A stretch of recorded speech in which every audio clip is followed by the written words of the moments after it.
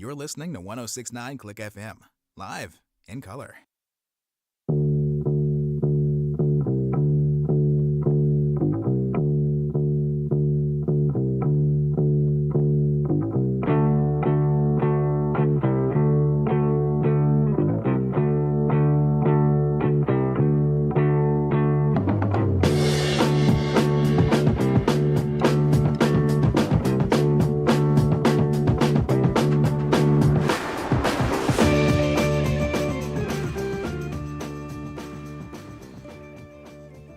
Even though people were angry about the end of that football game on Thursday night for the CFL, what can I say? Here on another stupid sports show, it was just another Thursday for us because, yeah, as someone did remark in the chat, we are pretty stupid, but at least we can appreciate the glory of the Rouge.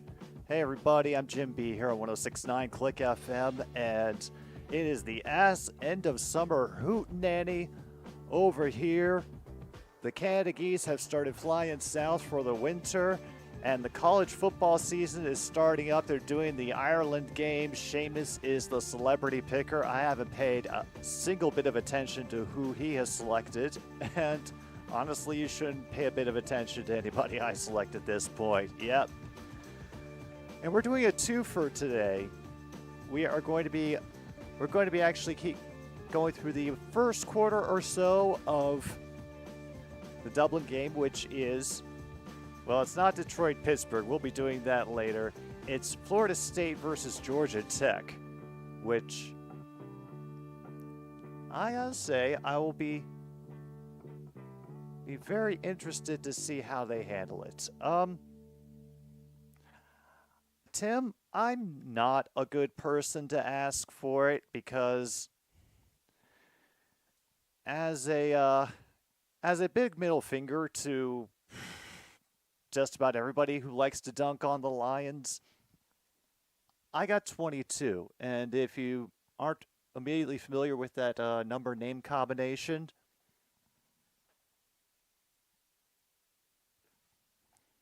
it's Bobby Lane. And considering how much people on this channel like to needle me about an imaginary curse, you know, maybe consider that when you want to get your Lions jersey. But if you want an honest answer, screw it, go for Jahmyr Gibbs.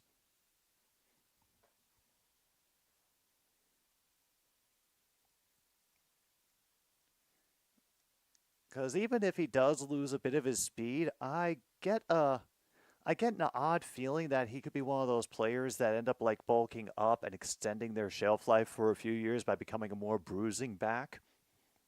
I could be completely off on that though. Oh yeah, Pat McAfee. But yes, you did read it correctly in the description. We are going to have bingo today. And because I ran behind on everything, pretending that this is still an ordinary day instead of, the beginning of college football as we know it, and I feel fine. We will have bingo. I just gotta get a card ready.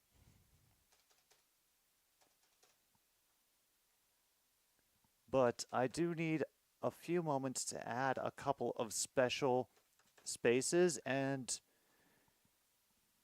we will take things from either game because they're going to have a lot of overlap, so it seems only fair. And they're just taking their time. Wow, of course Seamus picks Notre Dame for national champions.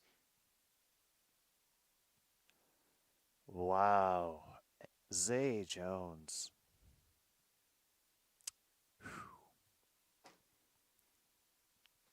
Disappointing, man. Disappointing.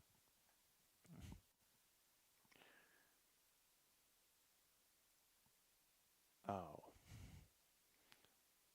Yeah, on a related but not unrelated note, I don't know if y'all saw, but Ronda Rousey finally made an apology for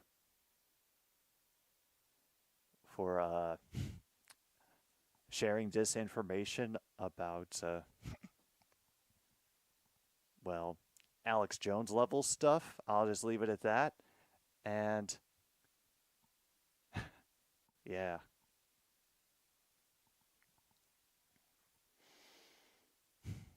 Well, it took her long enough. She also addressed that as well, but just never try to have too many heroes, I suppose.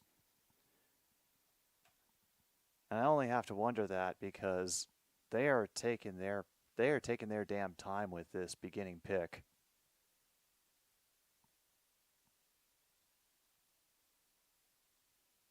Everybody's picking Florida State to win this over Georgia Tech, and Seamus picks Georgia Tech. I mean, he is a heel, so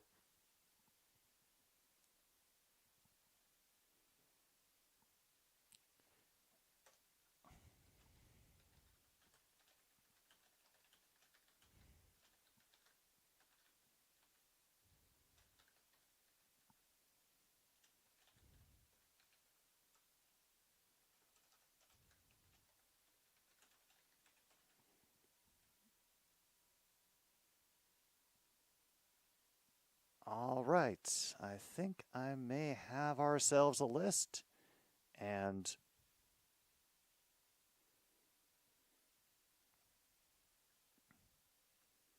oh yeah, we're gonna have some fun. Oh yeah, Alaric Jackson.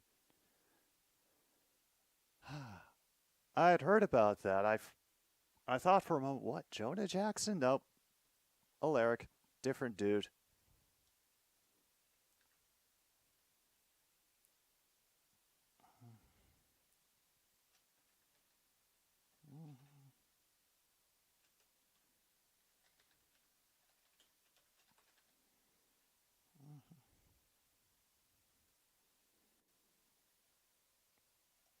Oh, damn, we're getting close. Teams are out in the field. They are clearing the smoke from all of the big celebratory pre-show stuff that they had going. There is kickoff. I appreciate y'all's patience while I put this together. I guess management got distracted. They have other things to worry about at the moment. Namely, who allowed the kittens into the yard. A couple of the ferals, they reproduced, and now they have been introduced to my back door. Hello, Justin. Hope you're doing well. True North. I've been seeing that. I've been seeing that. I guess the only benefit is I was not listening to radio or paying any attention to pop culture during the time that the Jonas Brothers were big, so yeah, I didn't really have an opportunity to get sick of their music. Well, we are going to cover the Grey Cup this year. We'll be watching, so don't worry.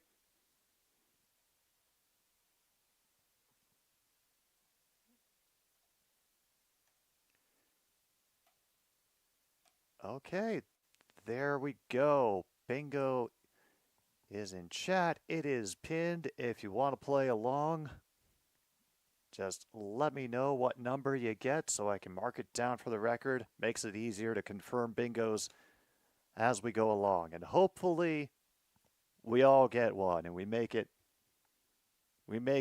baseball night nonsense all over again. And the Sharks got a goalie. Good for them.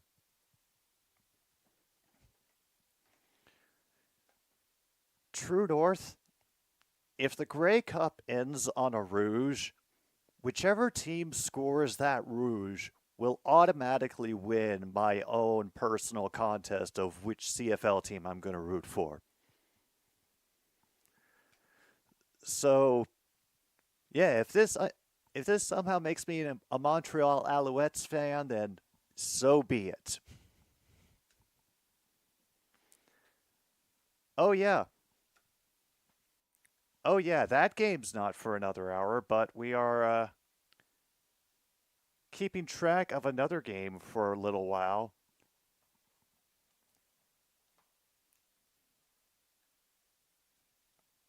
And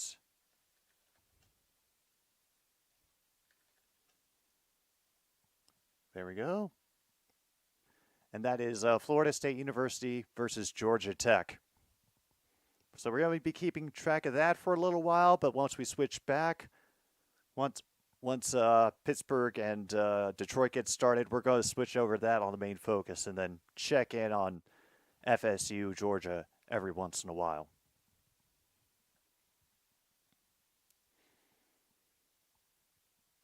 And there we go.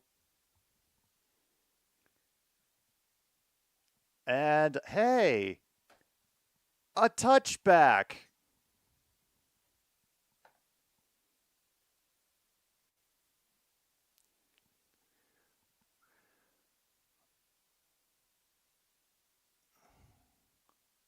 Uigalole.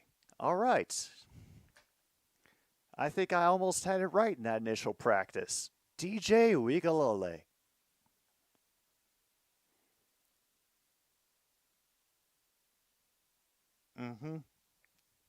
Yeah, see, this is how we know we're back in American football, folks, because the touchback.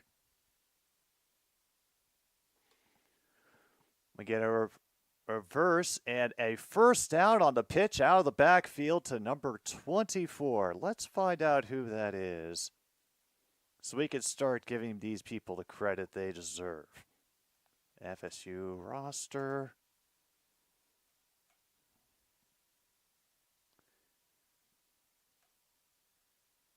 They claim it's a guy named Rodale Williams. And they'd make this thing impossible to search. Cool.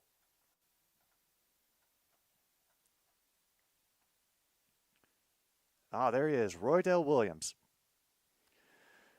All right, they made it up to the 37. They're going to try a handoff to Rodale Williams this time. He'll be able to barrel through one tackle, finally brought down after a gain of 8.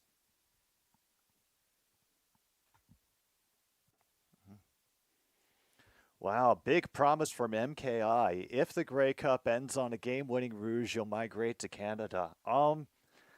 Hey, maybe a compromise because, you know, I'm sure Canada's going to be tightening their borders to keep people like us out real soon. How about if the Grey Cup ends on a game-winning Rouge, you have to get at least 5 people watching the CFL. Meanwhile, another good pitch and catch by FSU to get the first down. They claim his name is Yellen Lucas. Yay, and the roster holds that up. As another running back. And so far, they're giving a lot to their running backs, both in hand and through the air. Finally, a decent stop by the Georgia Tech line. Only get a gain of 2 up the middle.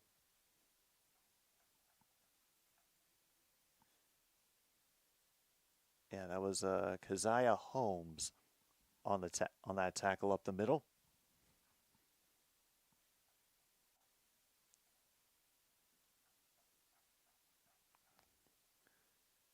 Oh, there's got to be a better way to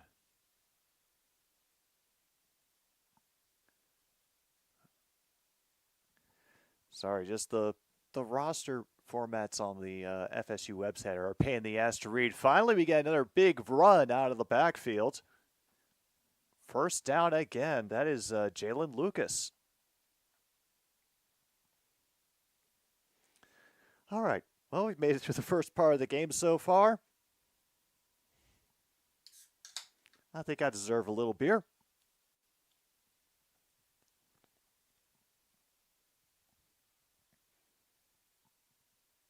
And wow, that was a great surge by the runner to pick up the first down. Rodale Williams.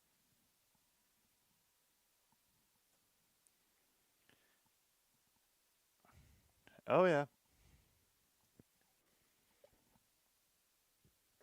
Then again, I got to hear a lot of people say that in 2004 as well. Working out of the gun with two backs, Georgia threatens extra pressure, and Florida State resets. Two receivers to the far side of the line. They wait for a second handoff and a great run through. Touchdown, Florida State. A very delayed handoff to Lawrence Tafili. And this dude apparently was the MVP of the ACC championship game, too. Hey, Luke. Yeah, I'm sure Florida State is. I mean, Georgia Tech is going to be in trouble today. Florida State, remember, if I've got the timeline correct, we're still within the year of the team that intentionally sat all its starters in the bowl game it was given just because they didn't make it to the playoffs. And Courtney ends up running it in for a 2-point conversion, maybe try to grab the crowd by giving them a bit of rugby flavor. I don't know.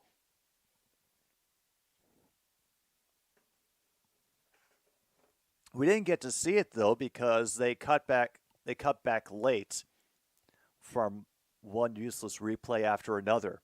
All right, let's watch this.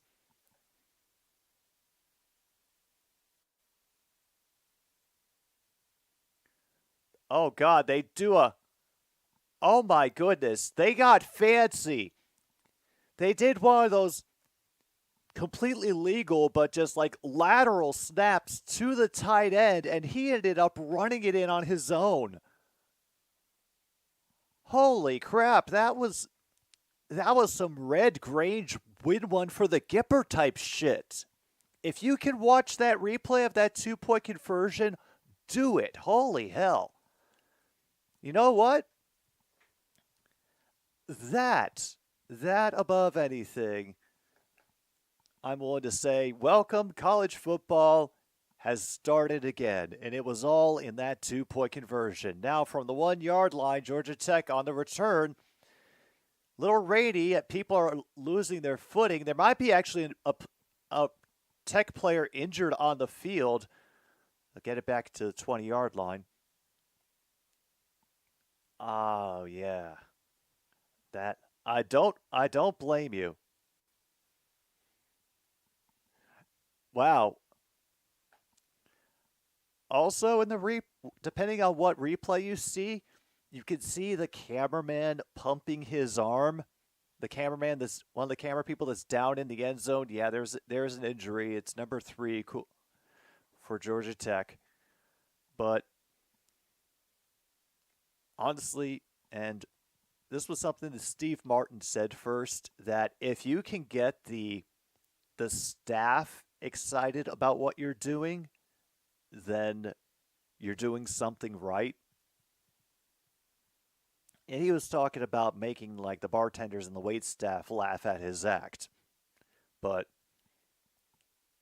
I'd have to think same principle applies. If you can get the camera people who are just trying to keep a steady hand on the rig, pumping their fist in celebration of your 2-point conversion. Well, I haven't had a moment to really check it, but I do know that we have a lot more time than that, because that scoring drive by FSU did not take too long. So, and I apologize that I won't have a list up. I will do long reads at the beginning of every quarter with what we've been able to check off.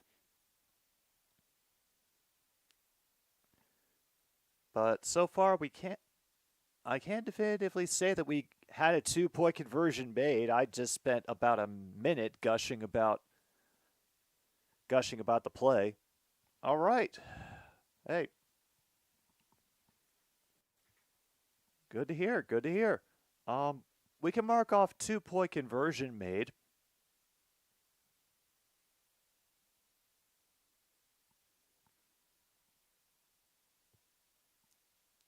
no, we can't. We haven't had any wide open fails.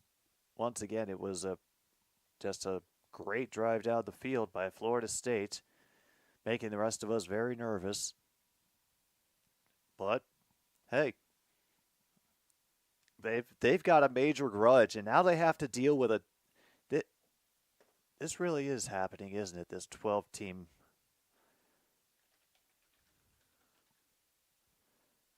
playoff nonsense. Yeah, it is.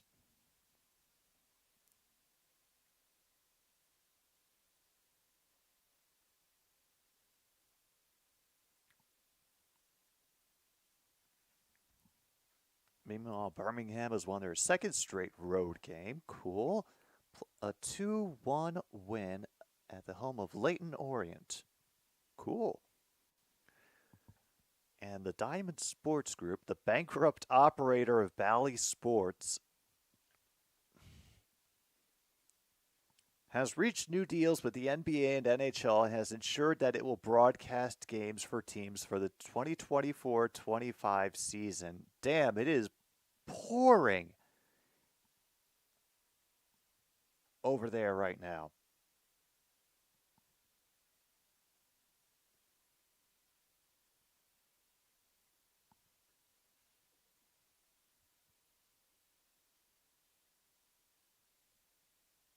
Oh, wow, fantastic. And I think my sound has died.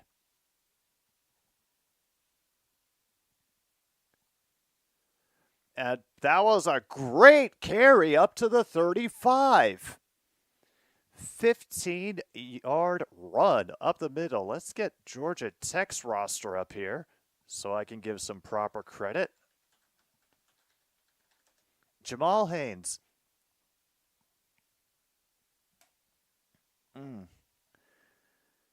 As part of its agreement, they have dropped the Mavericks and the Pelicans. Damn. Meanwhile, Singleton will nearly get the first down. Might have been stopped about half-yard short.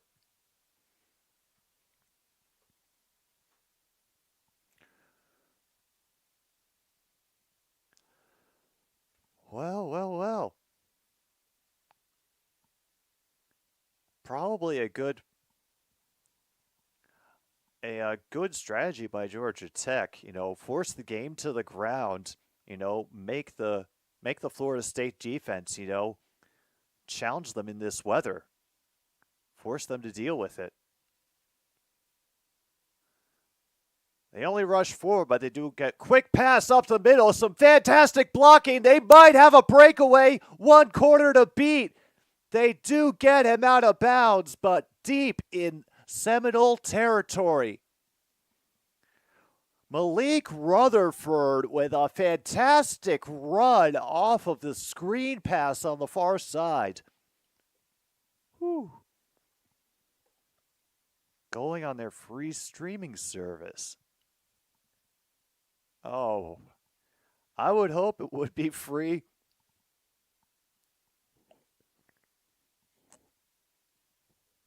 So now Georgia Tech will have 1st and 10 from the Florida State 13.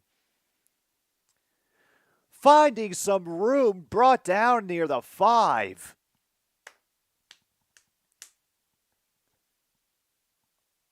Well.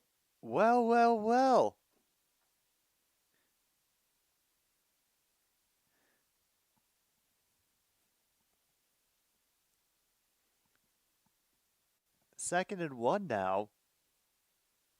And, right now, it's also raining like hell, Justin.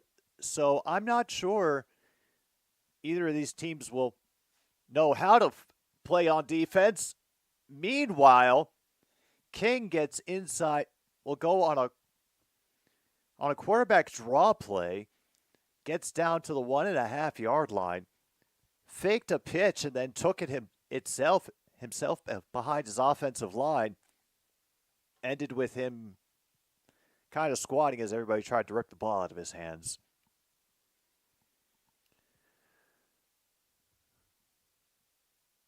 Now we have Zach Pyron in, and apparently he's their running QB.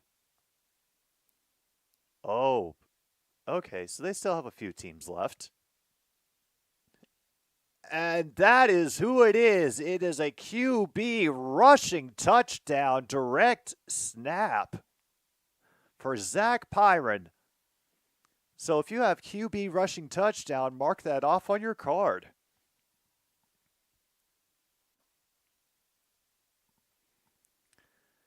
Yep, that is a very real concern. It might be something that comes more to play like the second and third quarter as everybody's equipment starts getting soaked and hands just start never remaining dry. I mean, the longer you're out there, the more that everything just kind of stays damp and uncomfortable. It's one of the worst reasons to work outside in the rain, especially cold rain.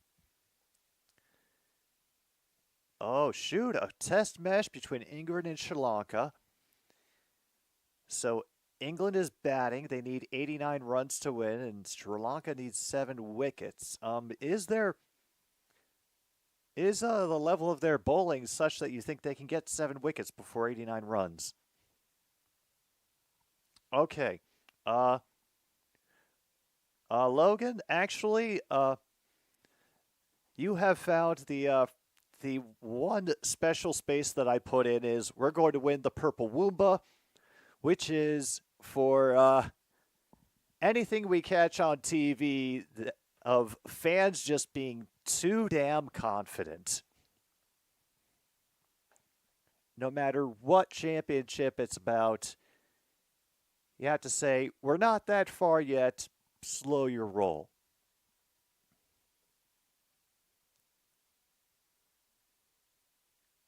They could do it in their absolute best day. So this is feeling like a pretty secure victory right now for the English batters.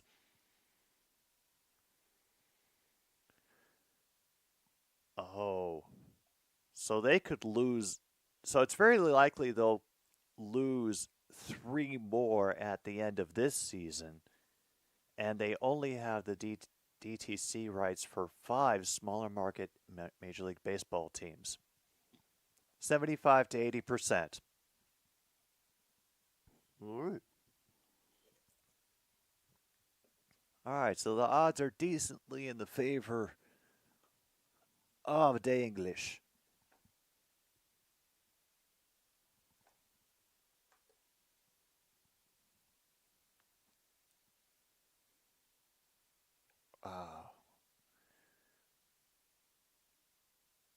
Also, even seeing a commercial right now of people standing body to body in a crowded bar watching football games, damn. You save that sort of thing till the end of the season. Don't get us thinking about it now.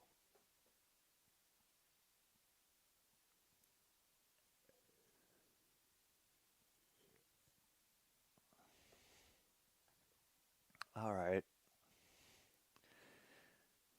We gotta face reality.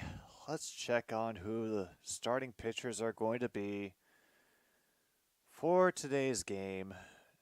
Do we know yet?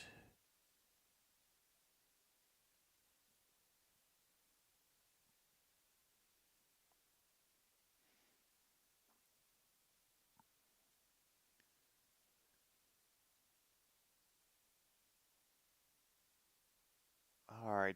Pitching probables are listed as Tariq Skubal for the Tigers, who is 14-4 with a 2.49 ERA. Okay.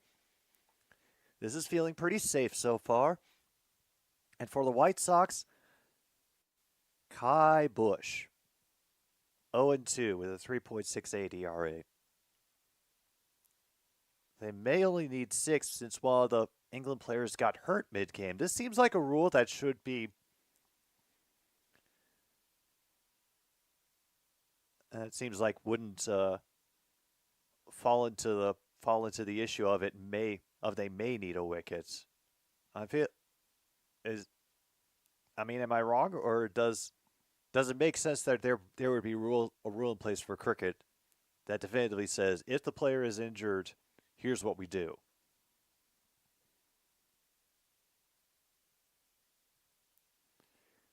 Also, if Diamond doesn't emerge from bankruptcy, new deals still pending a judge's approval will end at the conclusion of the season. Yep. All right, 1st and 10 from the 25. There is a chase happening, but a great job bouncing out and turning what could have been no gain into at least 4 or 5 up along the far sidelines.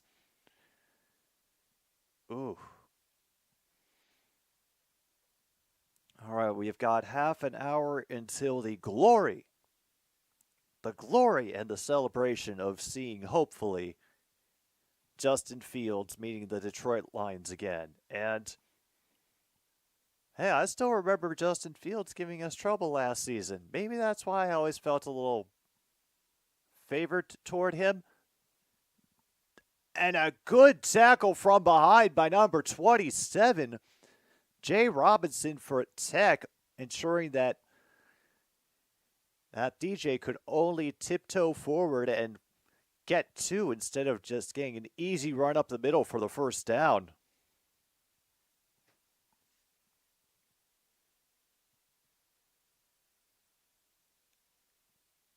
Oh, we are at 3rd and 5. Looks like it's still coming down. 3 receivers on the near side of the field. And he tries to dump it over the middle. And a good job by the receiver, Tofili, who is able to hang on to the ball, break through every tackle. First down, Florida State. Damn.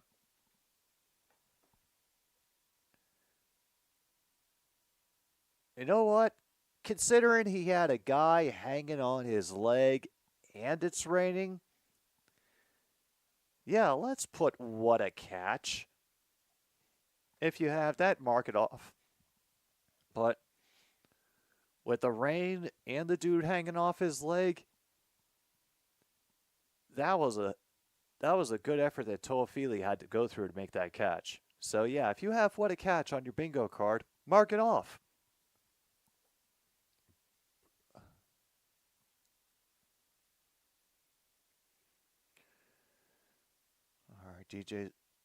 DJ's 4 for 4 so far today. This will be a quick pitch, and Ja'Kai Douglas with the run on the sweep. And that'll be another first down for Florida State.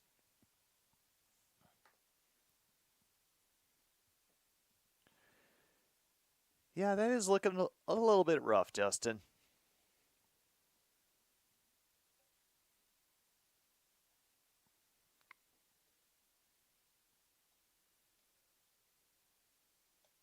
Wow, Marvin Jones Jr. transferred from Georgia. DJ Uyangalale. DJ Uyangalale. And Davis drops it. Was wide open, and he dropped it. I know it's probably the weather. Now it's 2nd and 10, but I'm going to check off wide open receiver fail anyway, because that hit him right in the hands. It should have been easy to bring that in.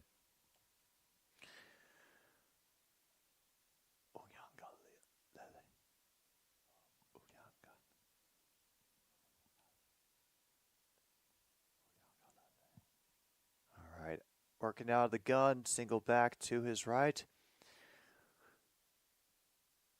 Uyangalele claps again, and a 3rd time, and they just hand it off. Gets some good blocking up the middle from his fullback, but quickly grabbed. Will be about a gain of 3. Nah. I never really figured out a good reason to have them, not for like subscriptions or donations, because I don't have either one of those yet.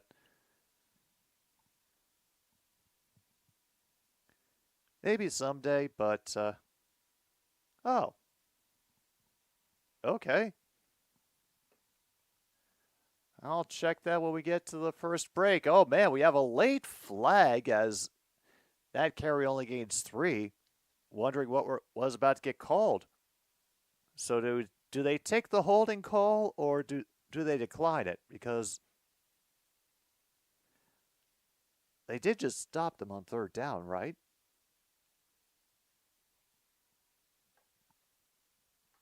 We're about a minute behind. 3:31 to go in the first.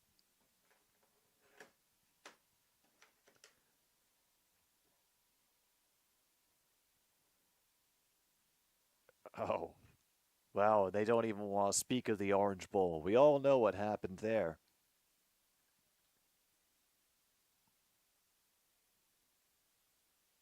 And the penalty has been declined. Okay. So, I do have that on this list, right? Yeah. If you have penalty is declined, mark it off on your card.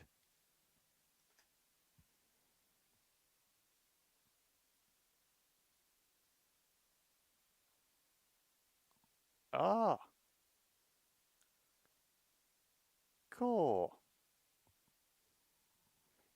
Thank you. Thank you, Tim. I appreciate that.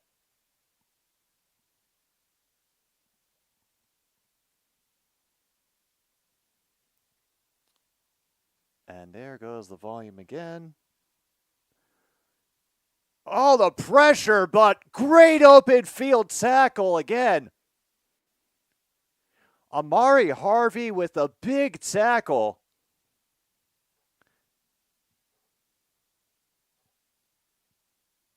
Damn. All right, card number 11. Gotcha.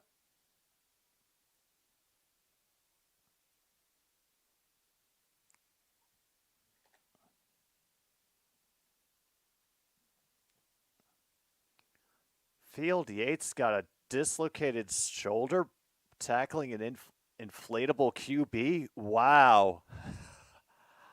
Oh, damn. That is. Well, honestly, I don't think that's the worst way to get hurt, but damn. Dislocated shoulder from an inflatable QB. He is going to get so much shit when he is around the other players. Oh, I bet he's not looking forward to it. All right.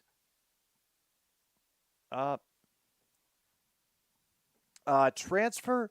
It means that the player who just got a score had transferred in that season. When we switch over to NFL, we can include it to players that just got either signed or traded in that season. So I'm trying to get as many bingos as I possibly can. So far, we haven't had too much crossed off. We've had a 2-point conversion made, a wide open receiver fail, penalty declined, and what a catch.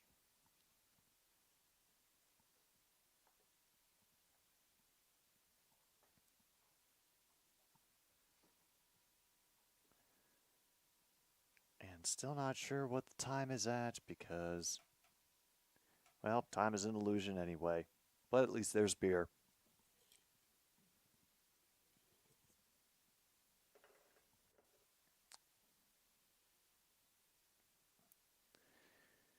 Tim, I do not blame you. I do not blame you. I mean, I know McLeod Bethel Thompson got that, was able to get a win when Ford was injured, but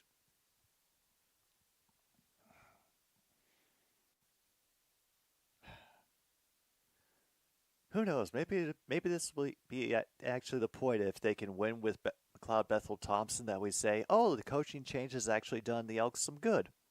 No, we haven't had a turnover on downs yet. This has been a pretty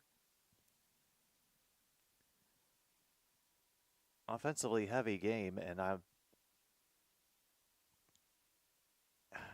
would be shocked if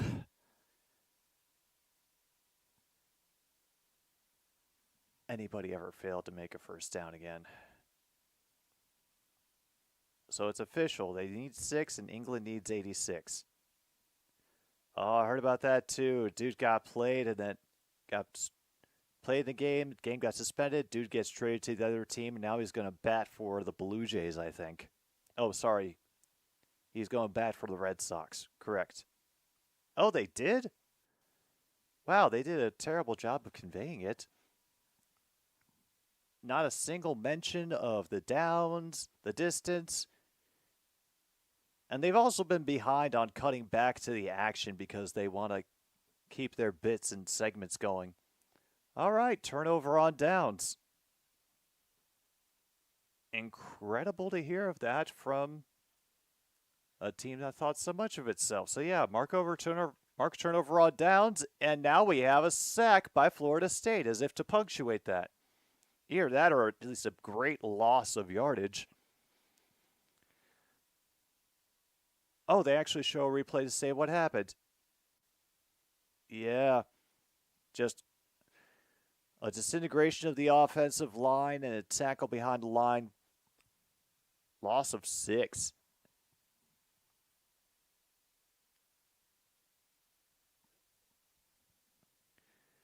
Down 2:39 now. They're going to try wide receiver screen. Unfortunately, he loses too much momentum trying to make the cut and will be stopped after maybe a gain of 1. Ooh.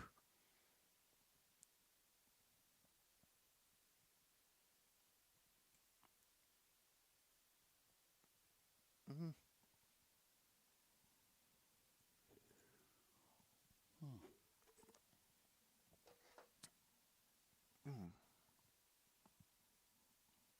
All right, well,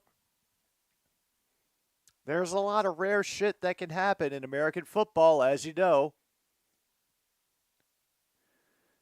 No, you weren't getting too far, sir. Not in these conditions, not with all those red shirts around you. I know it's not technically red, but it's a version of it. Get off my back.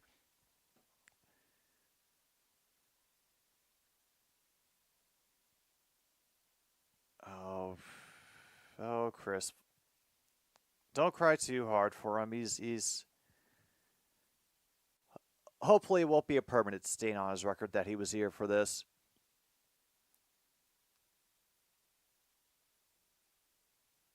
Damn. That ball really managed to hug the sideline before it went out. Got out at the 25 instead. Yeah, I believe car number 3 is free.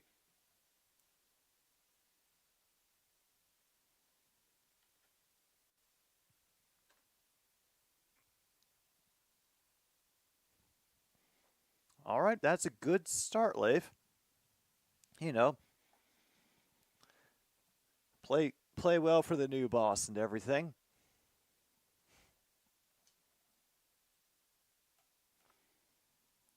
All right. We're down to 117.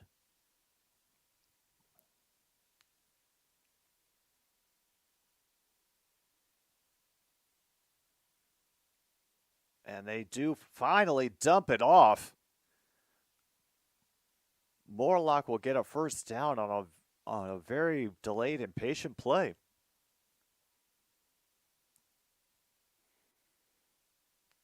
And now has to be pinch hit for. Damn.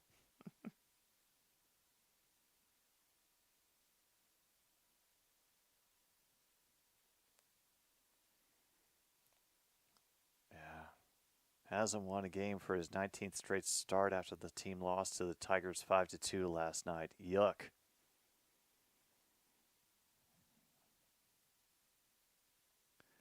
Meanwhile, Williams will get buried behind the line.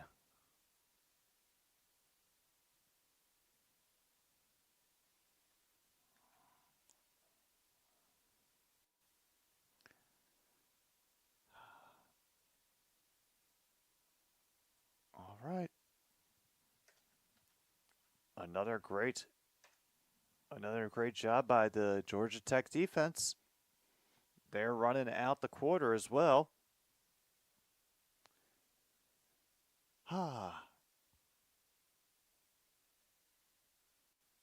And with that, first quarter is over. Well, at least the first quarter of this game. And we have 15 minutes until we have to pay attention to Pittsburgh, Detroit.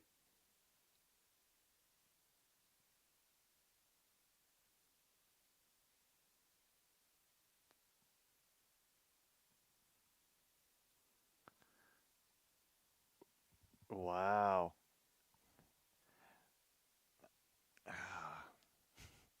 Sorry, just got to hear somebody take advantage of a sample when another musical group couldn't, and it just caught my ear. I apologize for being distracted.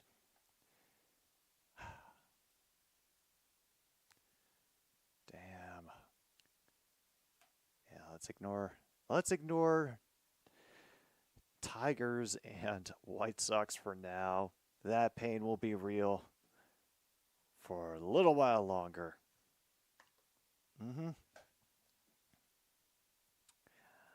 Oh yeah. We've got a fun playlist working up this week. True North's contribution has already influenced the selections of some songs, but if you want to figure out which ones those are, and maybe mock his selection in the comments in the process, you'll have to wait until Monday. In the meantime, go over to the community tab, request thread is there. If you got a song you want to inflict on us, bring it on. Ooh, business stuff. And hockey business stuff. So what was it, was there a good reason for them losing the jersey contract, or was it oh, yeah, that sounds like business reason for them losing?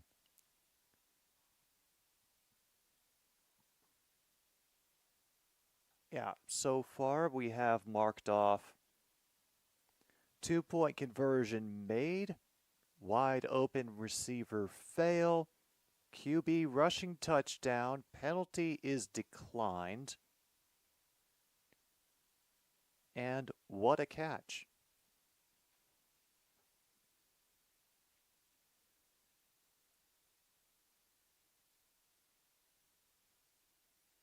Oh no.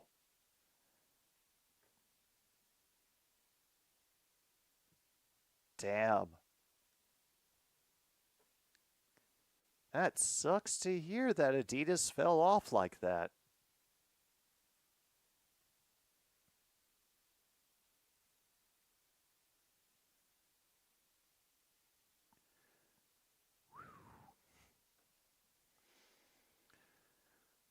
What more can I say?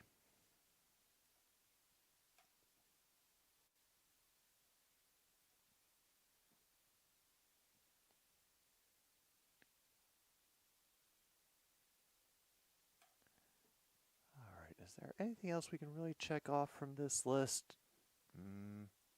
No missed kick attempts quite yet. And, yeah, I just assume that the stands are full of former players watching the game. I don't want to give that spot away for college football. That seems a lot easier to get.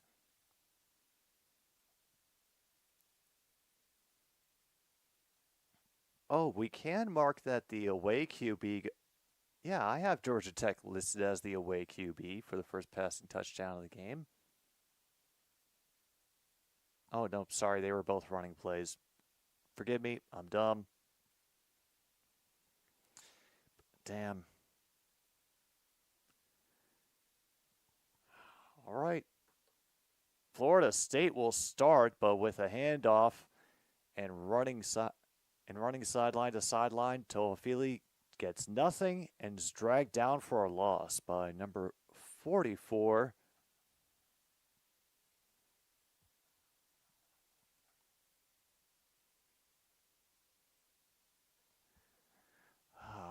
They they put everybody's picture, like, full-on picture along with all their stats. It makes it a pain in the ass to scroll.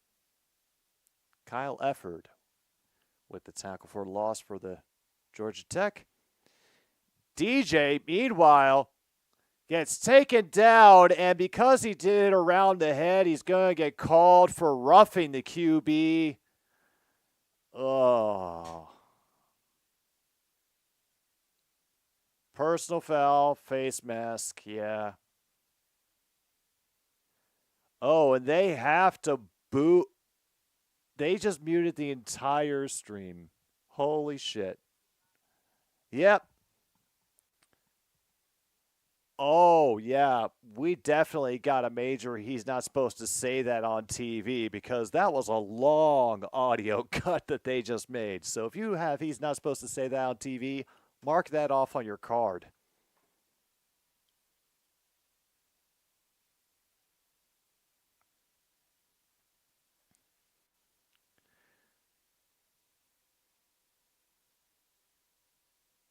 Oh, they botch the alternative uniforms every year. They're one of the few Nebraska is one of the few people to have their contracts. Meanwhile, they dump it off underneath and does bust through 2 tackles for a first down. Williams finally tripping up inside the 30. Roydell Williams. All right, let's get the stats of this game up.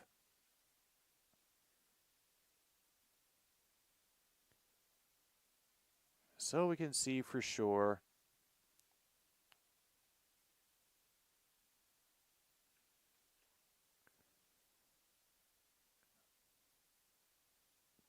Toafili. And Jalen Brand will be grabbed right at the line of scrimmage, hauled down for only a gain of 2. All right, he's been 4 seasons at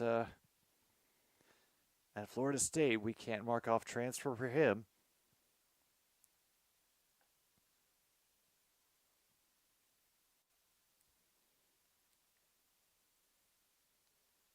Oh, wow. Oh, God, that is embarrassing.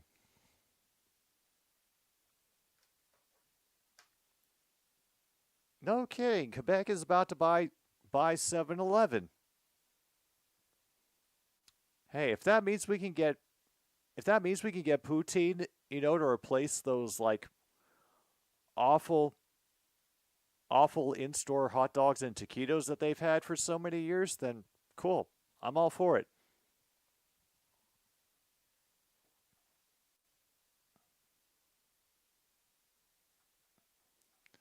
Oh, looking for it, Justin. Very little about this. Seems to be scrolling friendly. Meanwhile, that's another great tackle behind the line for Georgia Tech. No, I see no option to download a PDF version of this roster. So that was Warren Burrell. I'm sorry, wrong number. That was Amari Harvey. Being able to burst through and make the tackle for a loss. And now we have in the rain, this is going to be 52 yards for Ryan Fitzgerald, who was the 7th best kicker in college football. This one's curving, and it clears true and through. Wow, and that is his career long. Woo. You know what?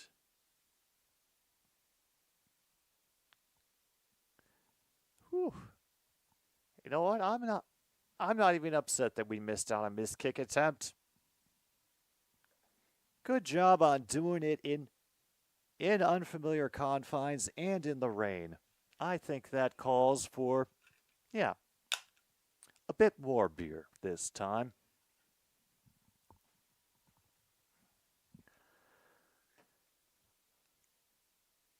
only has stores in Western Canada but still sponsors the CFL, then it becomes more valuable for both parties. Okay. All right. So what you're saying, True North, is that if I want to support the CFL from here on out, this goes through, I should start finding a 7-Eleven to pick up more often. Yeah, okay, gotcha. I understand. Just keep your eyes on it. Hopefully we can definitely use this as some leverage to get a permanent CFL franchise in St. Louis. You think I'm kidding?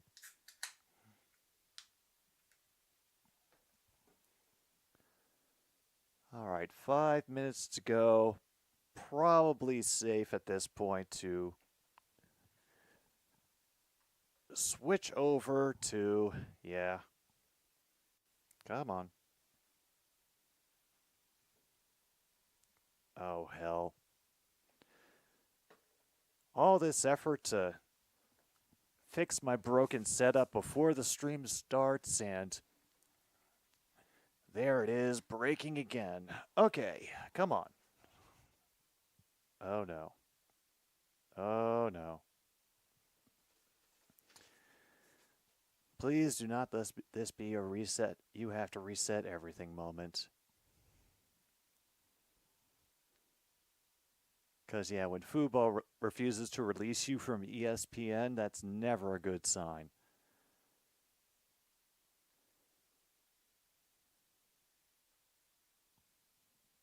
Oh, yeah.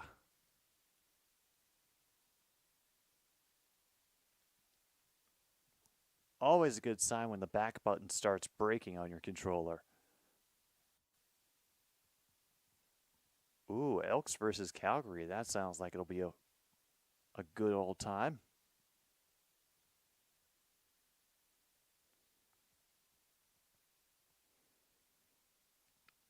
All right, there we are.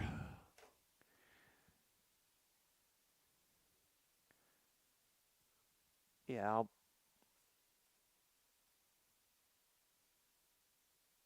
I'll get this ironed out. Battle of Alberta, CFL version, yeah.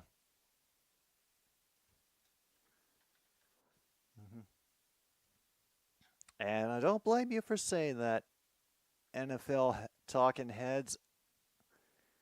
I don't think we're the favorites until we get past San Francisco, or at least show that we're capable of beating them.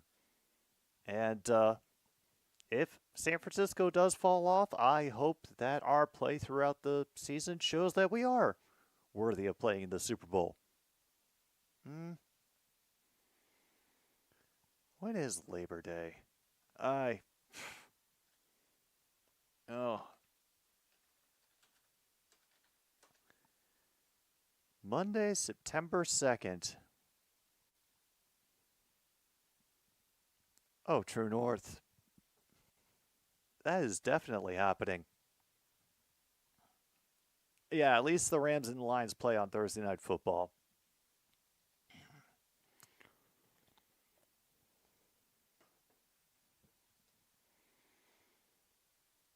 I'm still pissed that I have to keep Amazon Prime for that reason. Oh, yeah. I still have to work out my schedule for that week, but I know that I'm definitely going to do at least one of those games in the hours before another stupid streaming show. It is going to make doing the playlist and all that very difficult, but screw it. I want the challenge. Oh, and that's where Ron Rivera went to, the NFL Network.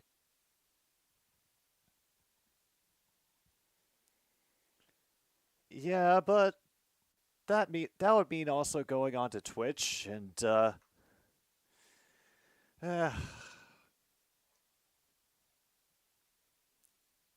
NBC. All right, let's get all of this updated so we can, in the proper Motor City state of mind, we will go back to check in on the other game whenever we have some moments, but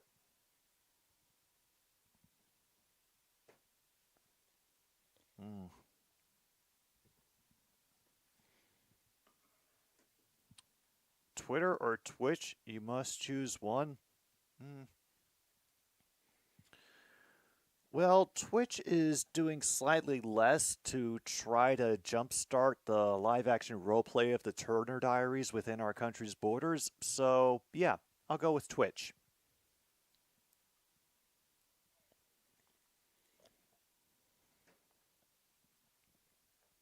Ooh, Ravens Packers. Best of luck, green and gold. You might need it. Hey, Ravens, admit it, the Ravens are still scary, no matter what.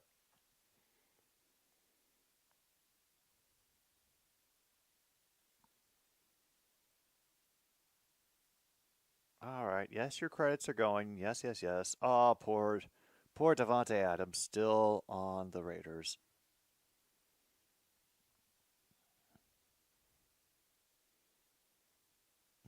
Yes, yes, it is the game day kickoff. You have established this several times. There we are. Both Russell Wilson and Justin Fields expected to play today. Yes, folks. We are going to eat well here on another stupid sports show today. I need to find a better place to keep that.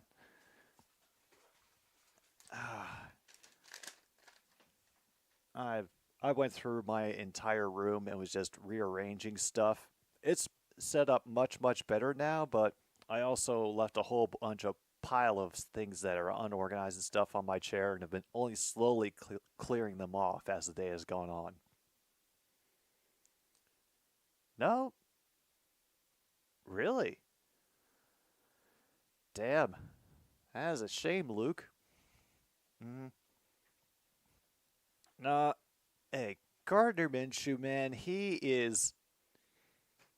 has been like the folk hero that the NFL needed for years, and I fully expect him to go into broadcasting, if not going into the booth, then maybe as one of the replacement guys when someone from the Fox or CBS crew decides to retire.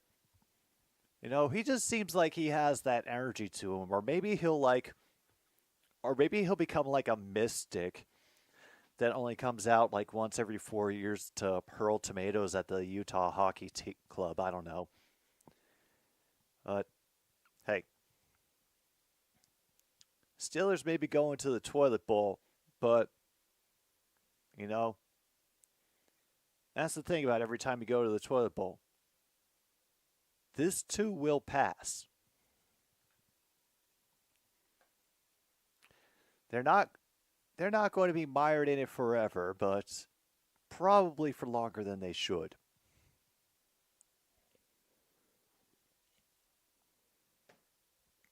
If only for the fact that they'll have Mike Tomlin dragging them to a 500 record every season.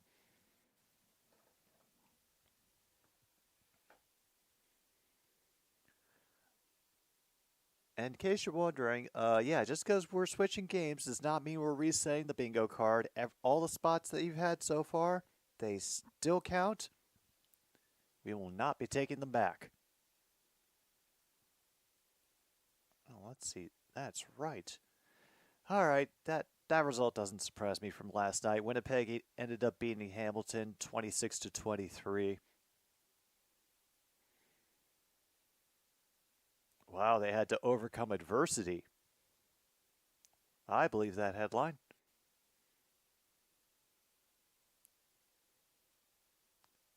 Oh no, they're stretching this beginning too, aren't they? I hope I don't see this 10-minute push when we start getting to network broadcast football. I truly don't. I don't want to have to make a new free space.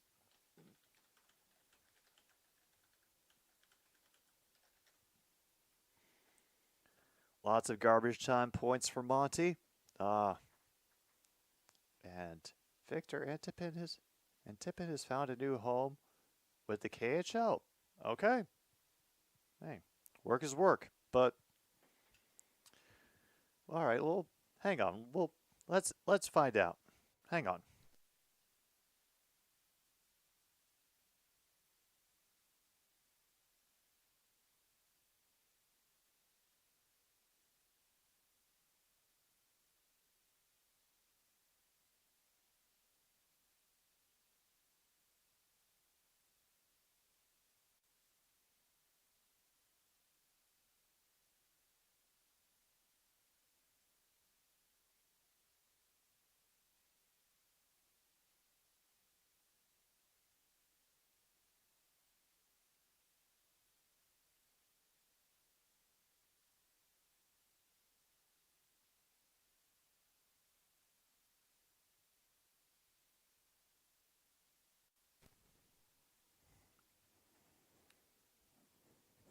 All right, Monty. Yes, thank you for pressing your head into the mic. How are you feeling about the Ticats season?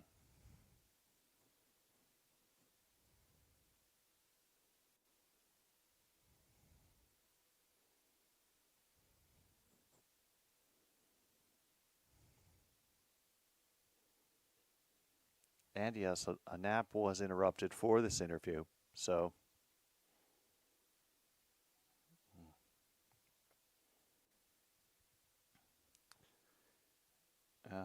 MKI claims that you failed him last night, Monty.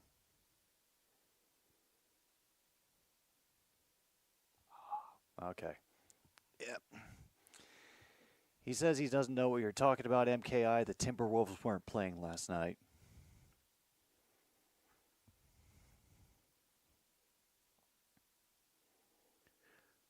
Wow. Jaguars shut out the Falcons 31-0. And the 49ers and the Raiders tie in the preseason finale. Oh. Hilarious. All right. Let's see if there's anything else at least somewhat fun and interesting in the NFL scores so far. Okay, Colts beat the Bengals. Bears finished the preseason undefeated against the Chiefs. Oh no. Oh no. Oh no, no, no, no, no.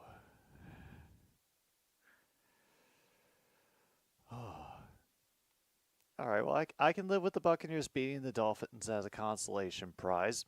That's okay. Meanwhile, the Vikings are playing the Eagles. Oof. Best of luck. I'd like to think we all do, MKI.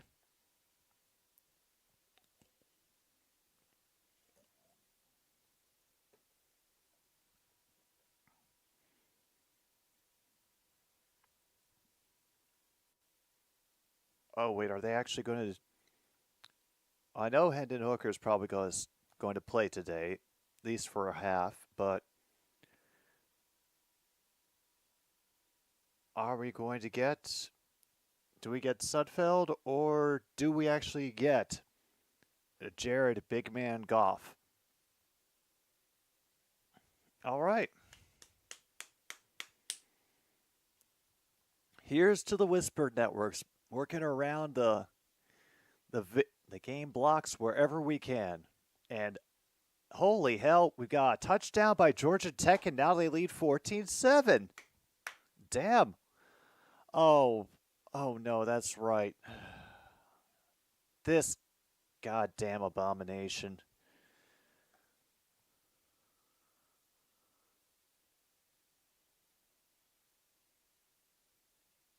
All right, here.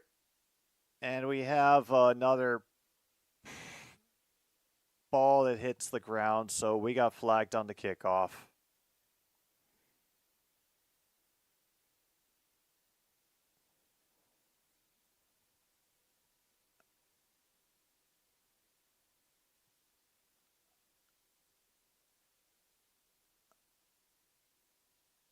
Oh, he was trying to pooch it and bounce it from the 20. Okay. So unfortunately, that pushes them out to the 40. And Carlson gives the Packers a 3-0 lead after a 54-yard field goal. We'll start with a running play, and the offensive line just shoving their runner forward as Russell Wilson says, oh, he's looking very happy to be here. All right, 2nd and 5 now.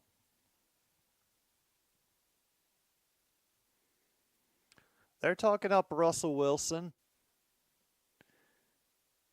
He's supposed to be the day one starter, I think. All right, 2nd and 5. We get a dude in motion to the far side. Fake the handoff with pressure coming through. And a good job by George being able to pick himself up and then get upended for a first down right at the sticks. Damn.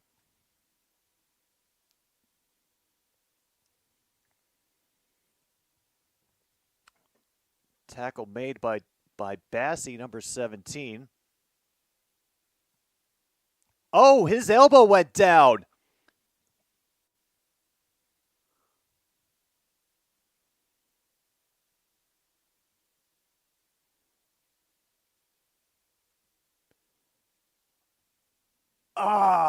Further communication from replay officials, and they are down at the 39-yard line.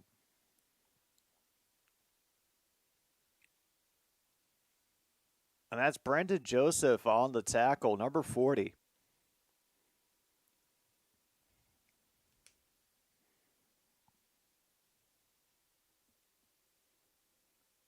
Very comfortable, huh? Good.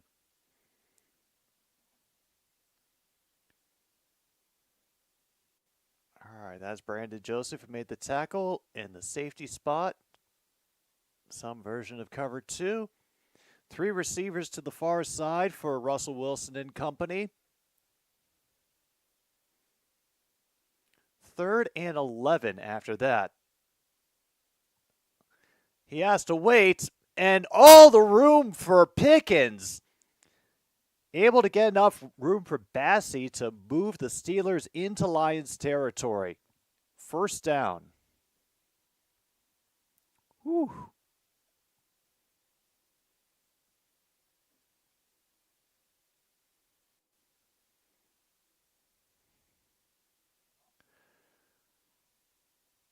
I'm not sure what the Ravens' preseason streak is.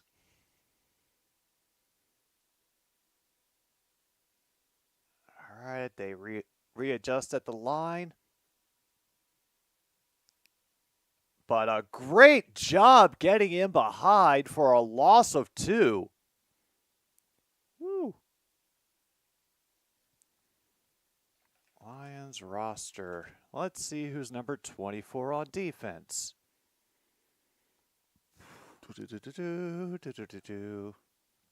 And, of course, you're not arranged by number.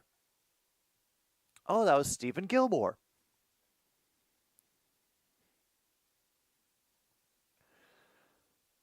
All right, 2nd and 11. We're down to 13 minutes to go.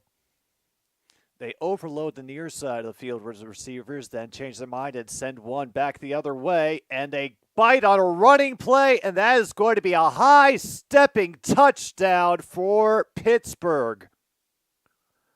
Patterson up the middle. Oof. Yeah. That is an awful start for our defense, especially considering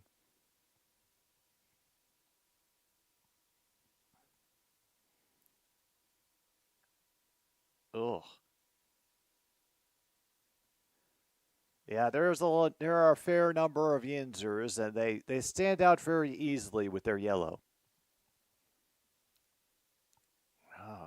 Kick was swerving, but it does hit the uprights. And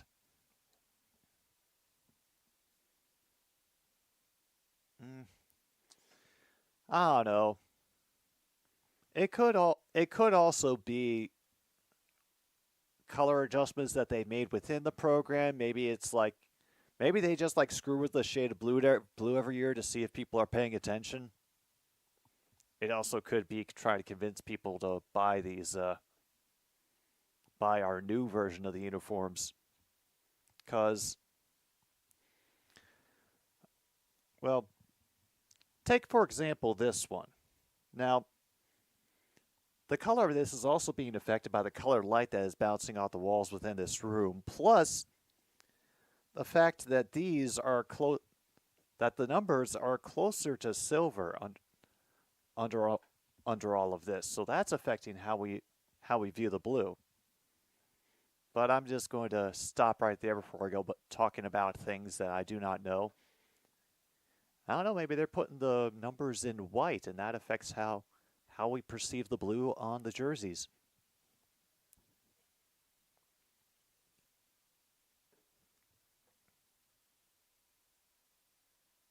Wow. Alfie May is getting his foot working in Birmingham City. Now, is this a new thing for Mr. May, or is he generally known as a reliable scorer for Birmingham City?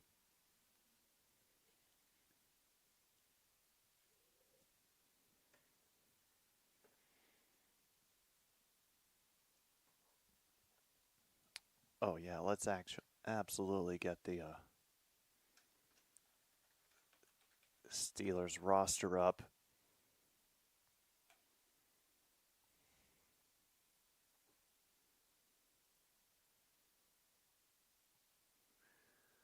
Let's clear that.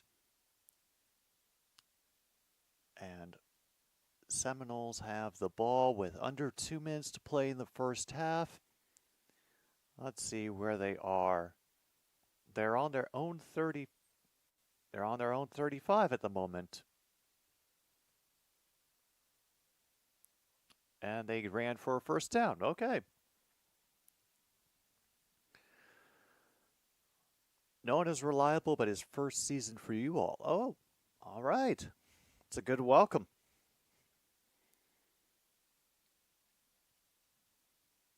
Meanwhile, the Phillies have activated Ranger Suarez from the 15-day injured list and optioned Tyler Gilbert to AAA Lehigh Valley. We have a return from the 5 going. We have a good tackle from behind by number 34 for the Pittsburgh to leave our returner struggling in the 30s. That is either DeMonte Kazay or, Joey Porter Jr. getting in on that tackle. And we are going to have Hendon Hooker here in the first half. Maybe the whole game? Who the hell knows?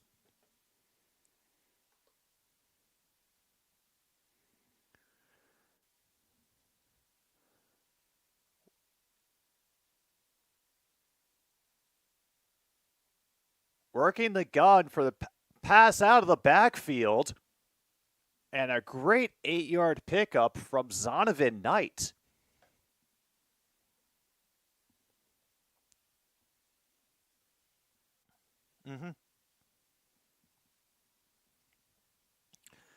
Oh, yeah. And then if you're just doing through streaming, you got to account for, how whatever codecs they're going to use could be affecting the picture and your TV settings, but that's a whole different kettle of fish.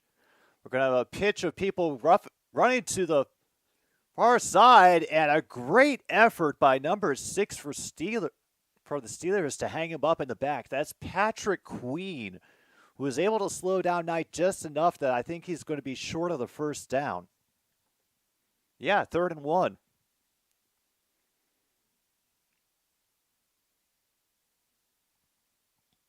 Former Jet Zonovan Knight, even. Yeah, he's been around on our practice squad and playing in the preseason for a couple of years. He's a good depth guy that we've had. And they shift around.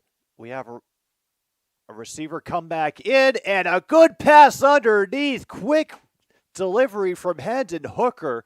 to number 84 for the first down. That is Shane Zylstra getting back into things with the Lions.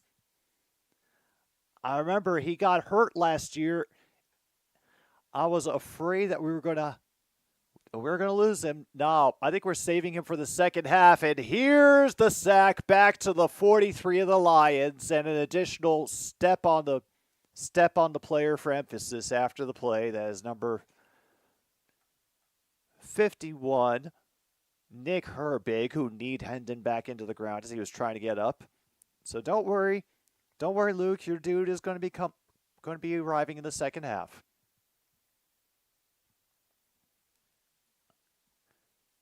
Oh yeah, hey, anybody who scores in soccer, I give them credit, especially when it comes to English soccer. And he has to wait far too long, and he's going to be sacked again inside the 40 down to the 36, and this is an awful start for the Lions.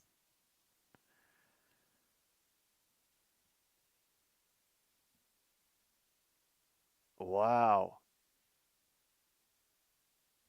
I thought you were supposed to have legs, Hendon. Are they going to make you run on this player? They're going to make you run on this player, aren't they? That's what's going to happen. It seems like the Dan Campbell thing to do.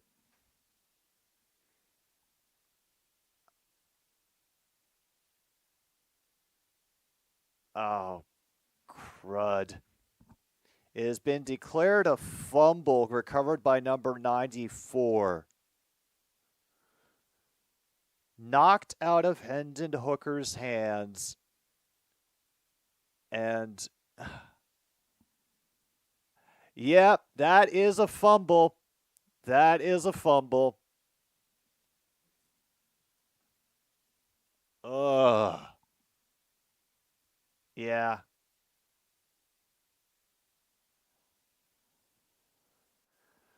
All right, so we have a few things we can check off on our bingo list now.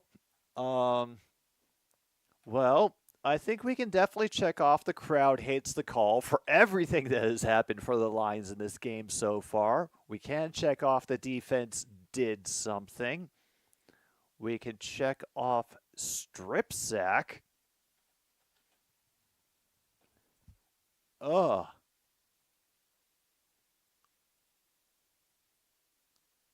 This is a brutal fucking start for the Lions.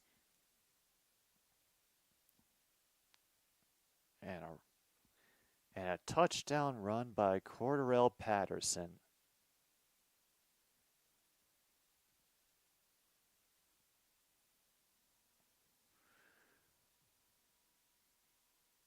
Wow.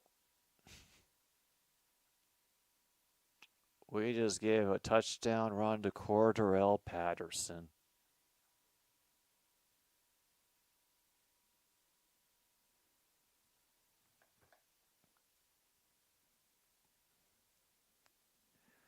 I know, preseason. Also, my early sympathies to all 49ers fans now that it appears that Christian McCaffrey has been made the face of this year's Madden.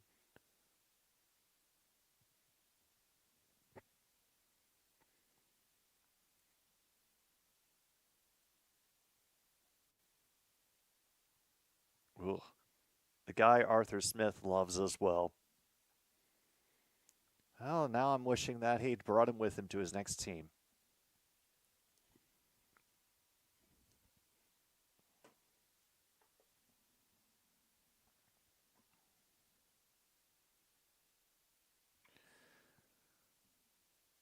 All right. I think we should expect to be down 14-0 because we just gave the Steelers a fumble inside our own territory.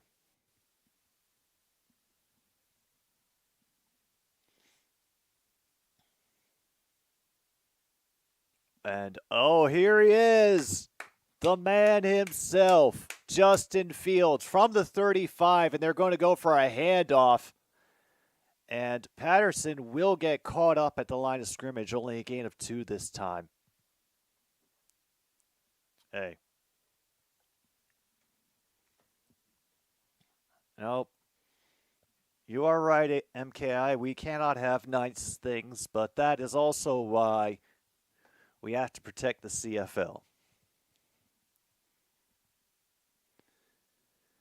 Wow. Panthers up 7-0 on the Bills right now. Meanwhile, we have pressure coming late. And Jefferson gets wrapped up along the sidelines. He'll only gain 7.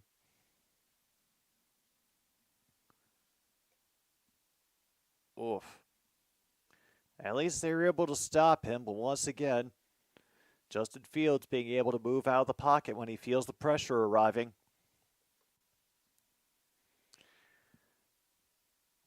Third and 3. Yeah, we're holding up our 3s. Remember, this is Justin Fields. He liked to run all over us when he was with Chicago last year.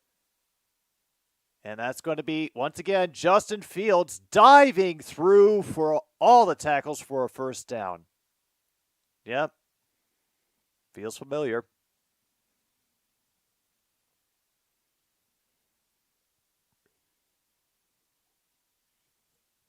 Mm-hmm.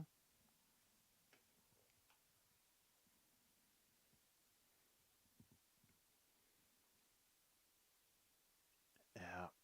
This is why I was scared to face him every time. I know people ragged on him for bad passing fundamentals and whatever, but he tore us up with his footwork. And we'll have a delayed handoff and another pass up the middle. And who is it? Number 81 this time, Michael Pruitt.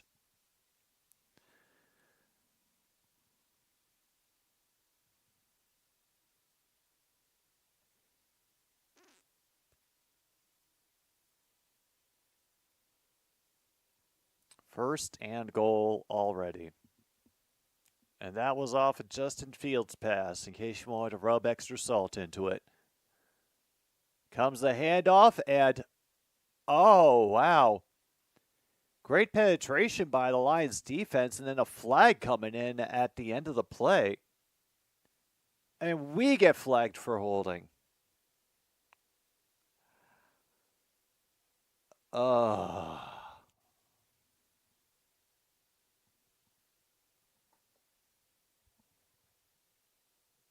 Wow. Well, on a funnier note, Chargers and Cowboys is coming up, and a number of Chargers players got stuck in an elevator in a Dallas hotel yesterday. They had to be rescued by the fire department and crawl out through the elevator shaft because the technician couldn't get the elevator working again. Exactly, MKI. That should have been offsides, but it's going to be a touchdown for Justin Fields no matter what.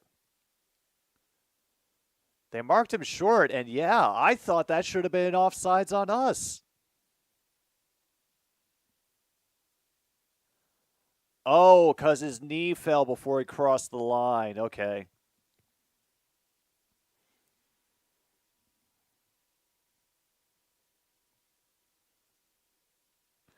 All right, second and goal.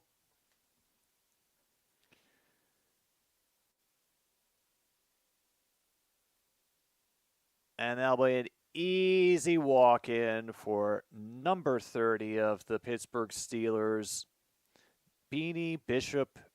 What? Nope, sorry. Jaylen Warren. The goddamn dual number nonsense fooling me again.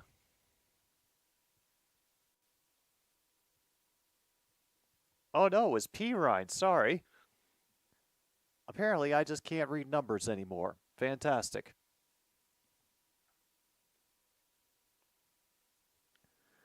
LaMichael Pirine. Different Pirine. There's another one of them. Meanwhile, there's a flag before the kick.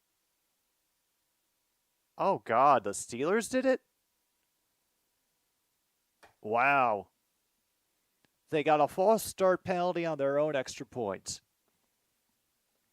How are you going to get fired on your day off? And we're down to 38-6 required for the English to win this test match over Sri Lanka. Now, that's what I was wondering at first, but apparently they have more last names. Even though we got one dude through, that is a good extra point. And the Steelers are up on us 14-0 here in the first quarter, and they are getting insufferable here inside Ford Field. Ooh, we are definitely going to need a pause for the cause the way this first quarter has gone.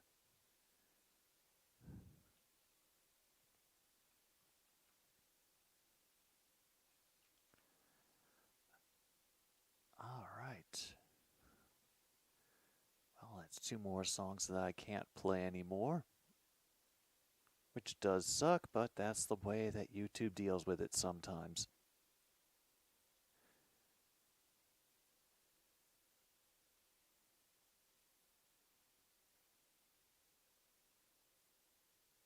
All right. All right, there we are, back to, okay, the Florida State and Georgia Tech are tied at 14 at halftime. They must have gotten themselves another field goal on that last-minute drive in the first half. Meanwhile, because I'm sure there's got to be at least one baseball game going on. Really?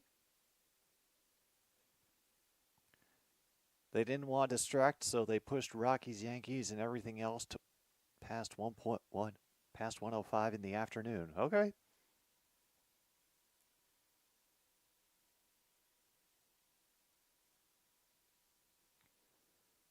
Cool, cool, cool, cool.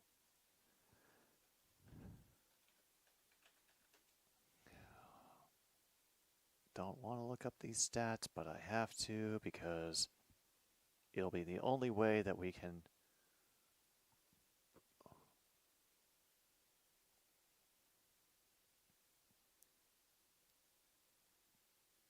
Oh, thank goodness. I didn't do any stats lines on this bingo card. I'm relieved. Probably would have gotten them wrong anyway. And, yep, we can, from that scoring drive, we can check off points off a turnover, same drive as well. Oh, Logan, you're back. Just to let you know what we have been able to check off so far. What a catch. Points off a turnover, same drive. He's not supposed to say that on TV. The defense did something. Penalty is declined. Strip sack. The crowd hates the call. Wide open receiver fail. And 2-point conversion made. Meanwhile, we have a great return by Isaiah Williams up to the 45. And he is hyped as hell. So is Ford Field.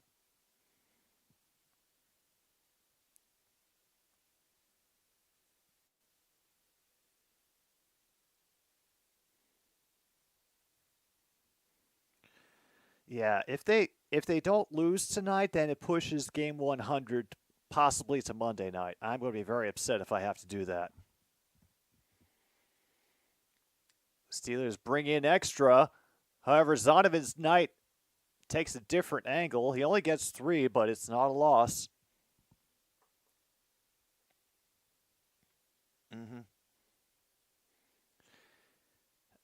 Yeah. Luke, you are putting my ultimate nightmare out into the universe, and I'm going to have to ask you to stop. Just as a favor to me.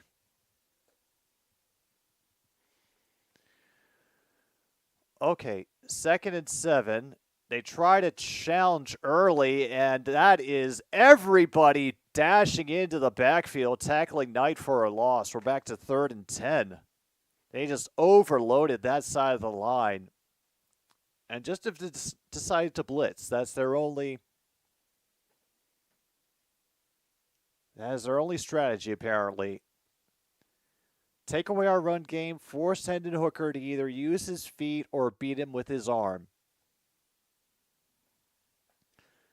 Under 5 minutes to go. Hooker out of the gun.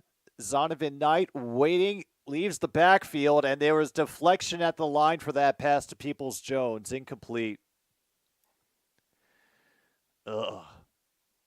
Ugly start.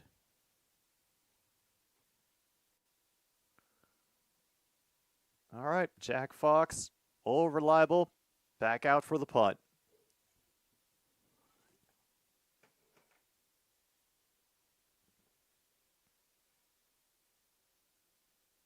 Oh, yep, the announcers are already talking about manifestation. They are drunk/bored. Mark it off on your card.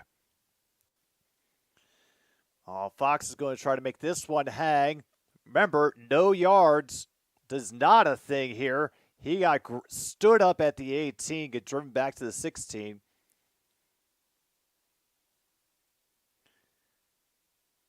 Whew.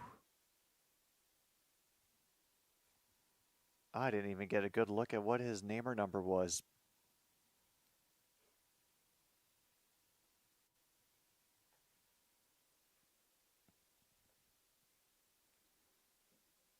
Yeah, we do have going for it on 4th down. Honestly, I was trying to forget, but yes, we do. If you have going for it on 4th down, mark it off on your card. Yes, we have had a sack. So you can mark that off on your card as well. You can also check off fumble from that strip sack, since number 94 for Pittsburgh ended up recovering it. Oh. If we don't get at least one bingo out of this end of summer Hootenanny, I'm going to be very put out. Actually, let's see if my card is going to give us a bingo. I got 22, which I don't believe conflicts with anybody else's. Nope. At least no one on this. We got turnover is down, a wide open receiver fail. Not supposed to say that on TV. Got our kickoff. We got a QB rushing touchdown thanks to Georgia Tech. Got a 2-point conversion made. Announcers are drunk and bored. And we got a strip sack. Okay, I am not anywhere close to bingo, but I've checked off some spaces. Cool.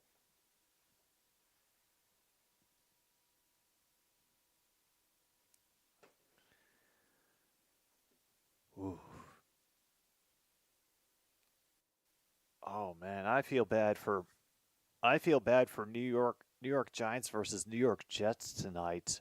Oh, that feels like that just has the label of deep hurting slapped all over it, no matter what team you're rooting for.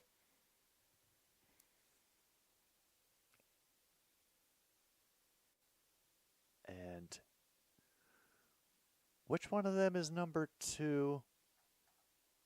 That is Justin Fields. Cool.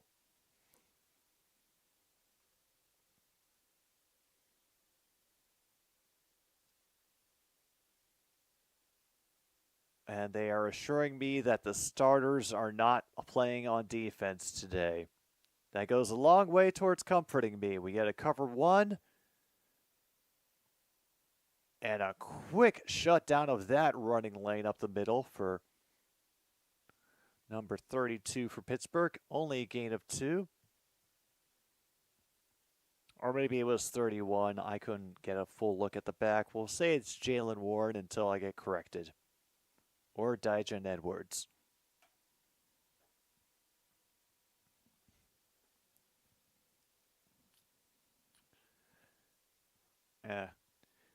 True North, that is not a good idea. Angie is officially a geriatric cat. She's starting to shake when she is just trying to keep herself upright on her legs. So maybe we hold off on the firearms.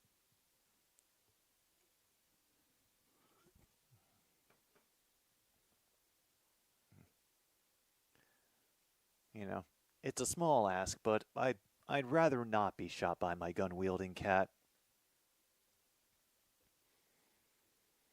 Bally Sparks dropped down. Let's speculating the Mavs may join up with the Stars in its new streaming platform, and the fracturing continues. All right, so this will be 3rd and 4. Remember, it's Justin Fields. He knows how to run, and he goofs the snap, and we aren't able to drag him down in time. Oh, finally, we just pile on. Oh, wow. 4th and 8 coming up. And everybody got back there to make sure Justin Fields did not escape. He lost his helmet in the process, too.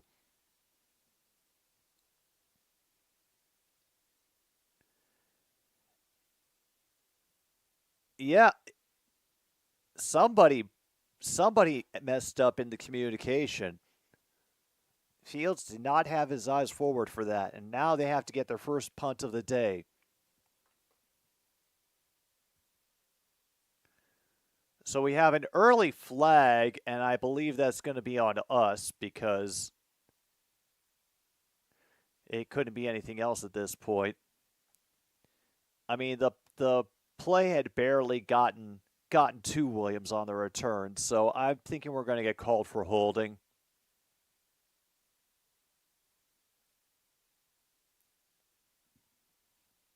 I am good at calling that. Meanwhile, Greg Joseph makes a 36-yard field goal. Wow, they have 2 kickers working the Packers this game?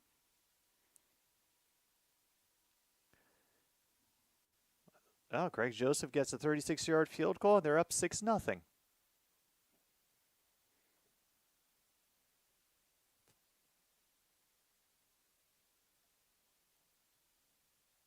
All right, let's go look at this box score.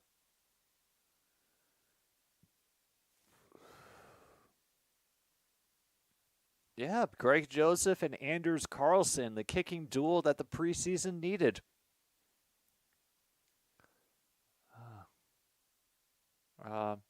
Tim, how much meth was it inside a giant mango, and is possibly Ron DeSantis involved? Please.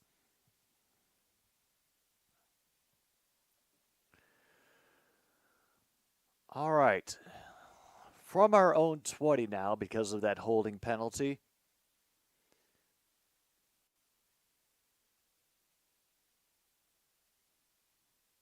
And Zylstra was able to catch, but he had a dude around his waist before he could go anywhere. Only a gain of 2 because he got thrown forward in the process.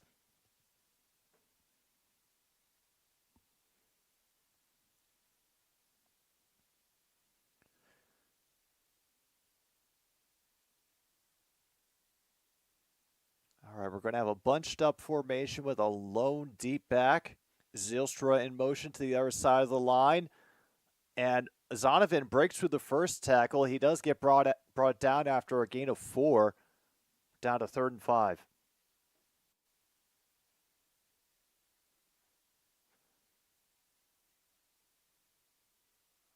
Oh, they're talking up Giovanni Manu, who is the absolute monster rookie offensive lineman that we have out there right now. He's number 59, if you want to keep track of him in this game.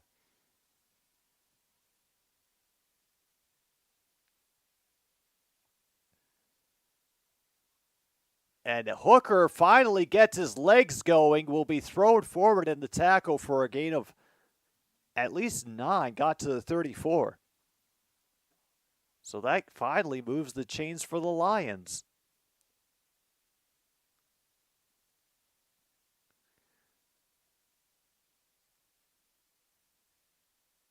And I just got spoiled, so I'm about to see Hooker get sacked for a 7-yard loss. It's always nice to know that my streaming is behind ESPN's basic updates. Yeah. And he will just get piled on.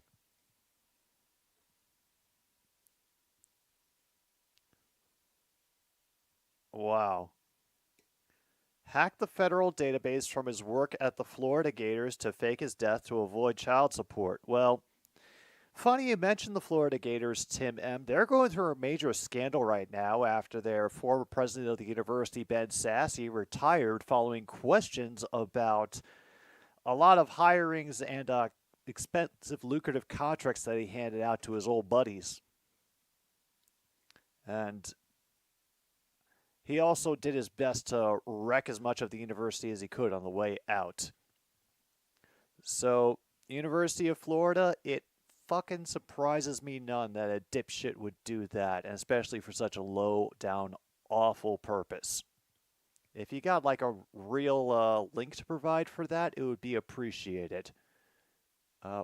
Me, myself, I am going to take a pause for the cause because I think we could use it at this point. We've been through a lot of football, and we've been on the air for almost an hour and 45 minutes, and you all have been very patient. So let's take a little chill, get a drink, smoke, whatever you got to do. We will have more of Lions and Steelers humiliation here on another Stupid Sports Show very soon.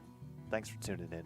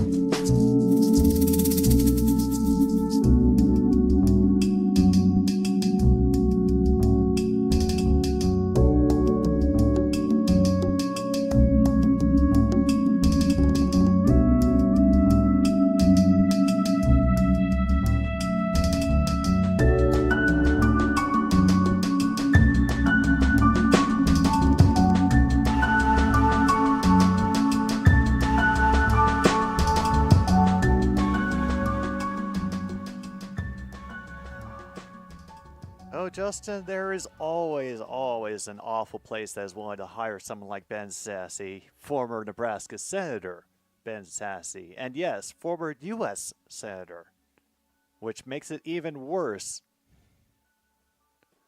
But that doesn't say a lot of good things about the University of Florida that they were willing to hire him. And finally, they rushed 3, and Hooker does have to run. He will not get anywhere close to the first down. That is another punt coming up for the Lions. But yeah, it's only 22 runs to go. That feels like something that can be taken care of with just a few swings from the English bats.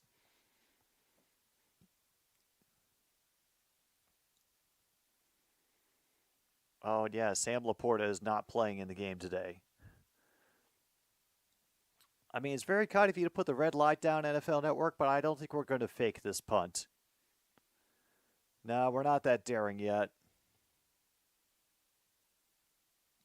And a booming punt drives him back to the 5. And a great job by our special teams trapping the returner at the 12. Oh, no.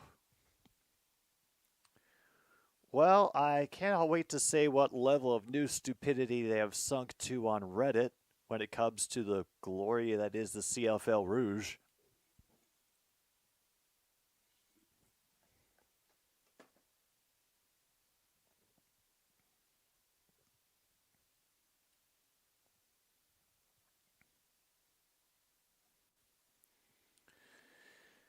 Good work, Luke. If you really wanted to make him angry, you should have taken Bates. 2 fake handoffs. He's going to try up the middle. And a big hit on number 11. Gets up, shaking it off anyway. Is holding his back a little, so I hope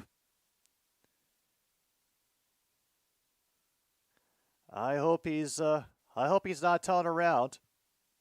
Oh, shoot.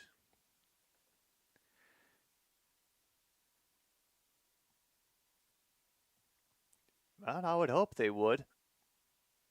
Especially for how many of them complain they're going to quit watching. I would think the CFL would be a breath of fresh air. Going to try up the middle, then bouncing to the outside. Pirine does manage to shove away a tackler to get the first down. We can claim stiff arm on our cards now. And yeah, we are getting absolutely run over by the Pittsburgh Steelers. So Steelers go to the Super Bowl, I suppose. Rouge Rule predates the NFL, so those complaining can suck it.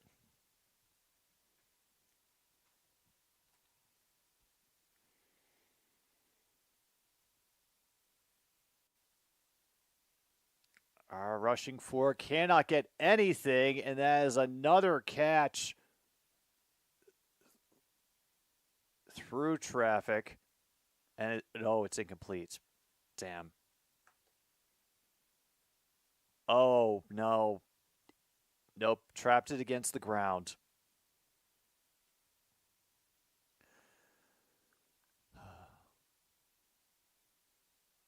That'll make it 2nd and 10. A rare moment of peace and non-movement for the Lions defense today.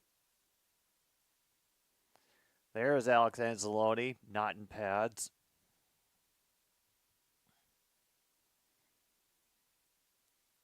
The 2nd and 10, we will manage to grab from behind and pull down for a gain of only 1.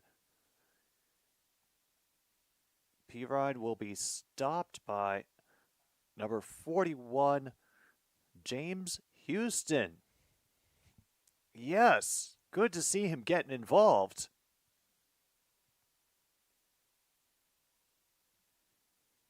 Meanwhile, Rams-Texans is underway in Houston. Yep, we're getting all of the madness here today. 3rd and 8 now. We threaten extra pressure up the middle. They acknowledge it. It's different pressure up the middle this time, and that is another sack by the Lions defense, not giving Fields any room to breathe there. Wow. Number 25, Ty Summers, getting in there and just wrapping his arms around Fields. Woo!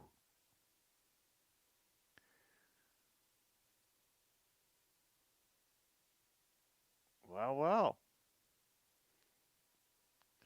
6th season man out of TCU. Hopefully we remember him. We're going to get a real rocket held at the 20. And Isaiah Williams makes his first man miss, and then stutter steps way too long. Will get caught at the 35.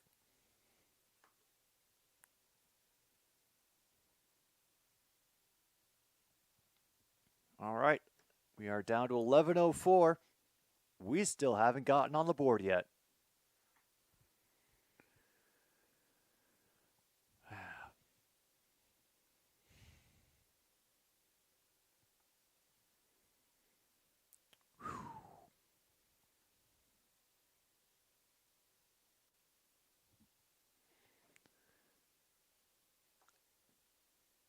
All right. Another moment to breathe. Has Florida State and Georgia Tech come back yet? Yes, they have. Florida State currently has the ball. And according to... Oh, it's because it was a missed field goal by Georgia Tech. So, damn, turned over. Oh, awesome. Awesome. We're getting started with stupid shit early in this country, I see. Oh, and by the way, it's okay for White Hicks to be shown with Bud Light again, so don't worry.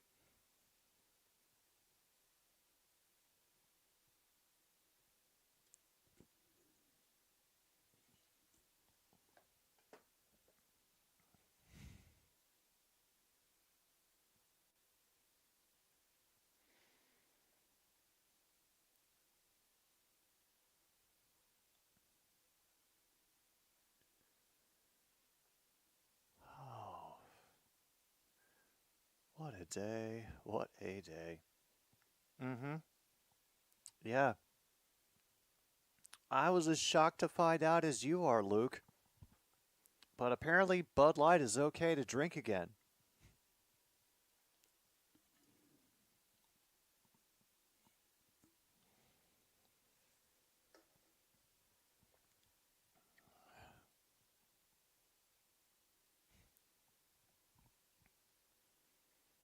Aw. They gave Ian Book a chance on the field for the Chiefs. That's nice to see, and he actually completed passes too, which is even better to see. Oh yeah, there's Jahmyr Gibbs in civvies on the sidelines.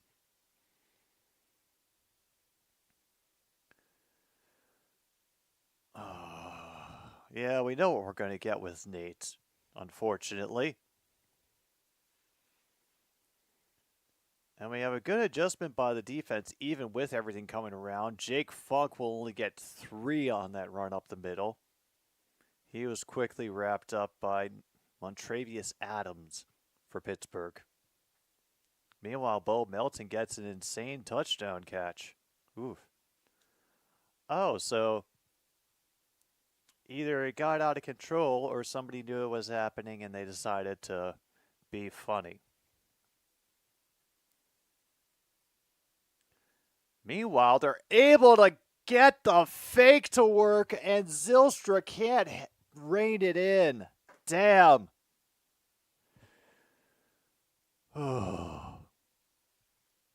Meanwhile, Sri Lanka drops a catch. It ends up going for 4. Green Bay is beating Baltimore 13-7. I'm assuming they got themselves a touchdown after those 2 field goals.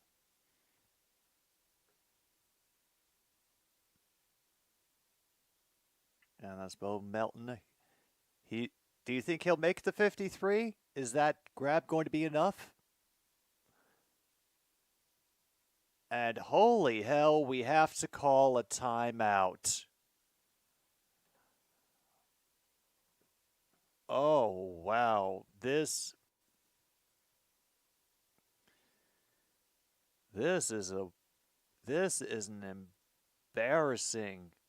embarrassing first half for our Detroit Lions, and Campbell's not looking too thrilled either.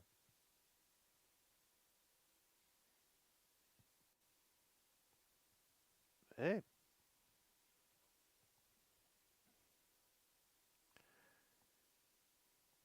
Never know, Ed. Never know, Logan. Never know. Meanwhile, 3rd and 8, we have a compact formation. Williams moving into the slot, and I think we're about to get busted for false start. Yeah. 3rd and 13. And that's on Giovanni Manu. Forgive me. It was a couple of people. They end up tagging Manu for it.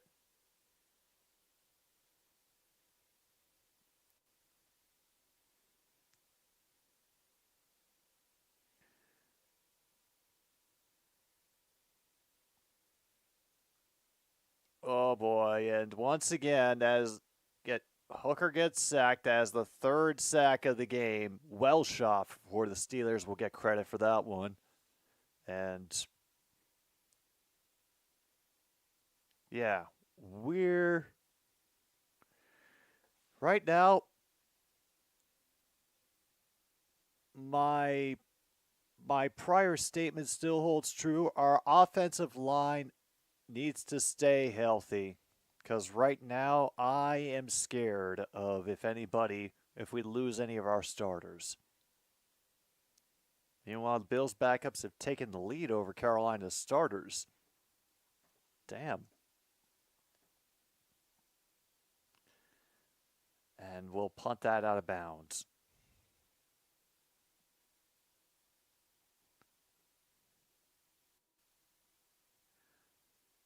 Yeah, 11-7.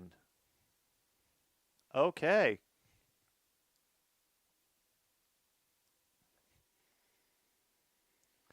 Vikings leading the Eagles 10-3, and Texans over the Rams 10-3.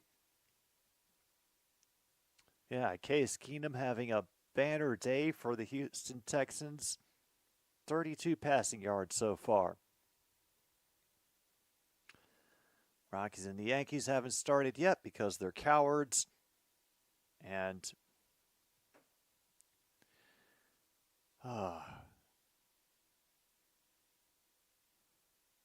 yeah, I'm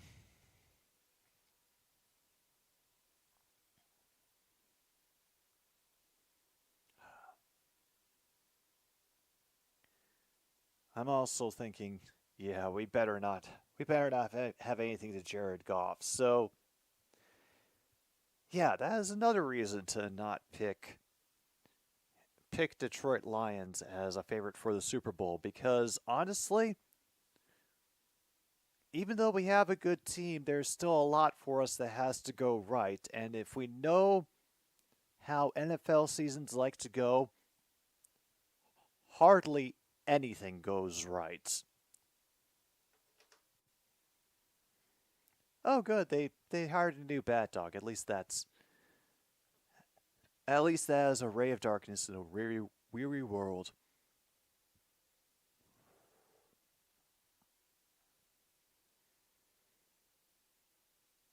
Actually, let me check. There has to have been at least one Steelers QB who's run for over 10 yards today. Am I right? No, Justin Fields has only had a long rush of 4 so far. All right, required runs now down to 11 for Britain playing against Sri Lanka in their test match. We're down to 9:37 here in the second quarter. Lions getting beat up by the Steelers backups 14-0. Still 5 question mark wickets for them to go.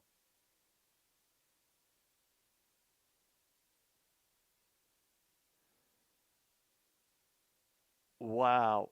They are trying to market the international marketing rights for Lions football during the preseason game? Oh my goodness. In the terms of every Valley Girl from the 80s, gag me with a spoon.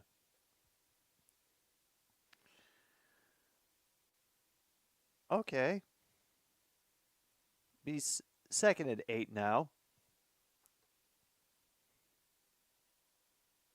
Pandering to the Brits. Well, they did include the British flag as one of the ones that they wanted to cover. I didn't want to look at the others for fear of feeling even worse about what could happen to the EU if somebody decides to pick up on this awful idea. Meanwhile, wait, who is that Allen that is out on the field? Because we just got an easy sack from James Houston up the middle.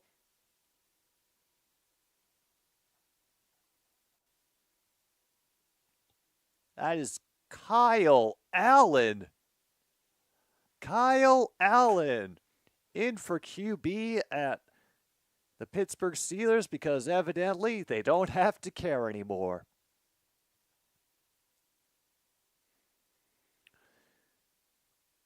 All right, from the gun, 3rd and 14. And Scardy Miller, they're going to say he caught it, but he is at least 6-7 yards short.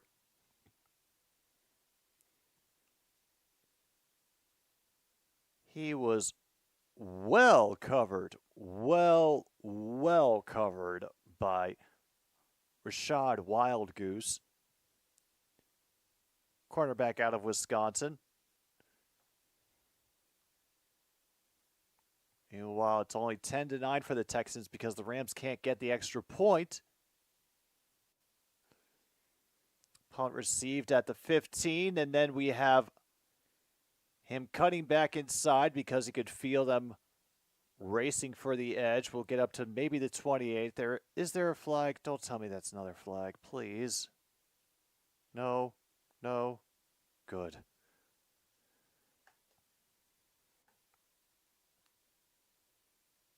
Meanwhile, Michael Pratt, 6 for 8, 67 yards, 1 touchdown. Sean Clifford, 1 for 7, 13 yards. We know who will be QB2. Hey. Right now, Luke, Nate Sudfeld is our publicly declared QB2.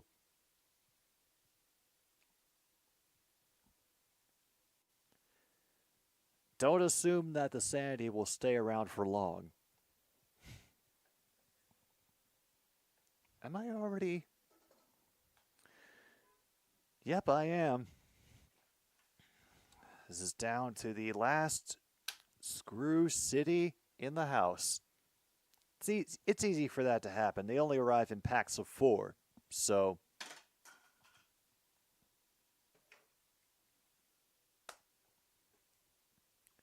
Meanwhile, the Ravens QB just fumbled and Green Bay runs it back for a touchdown. Holy hell. 20-7, Green Bay is winning. Holy heck. Let's go to the play-by-play. Yep. Fumbles recovered by A. Johnson for...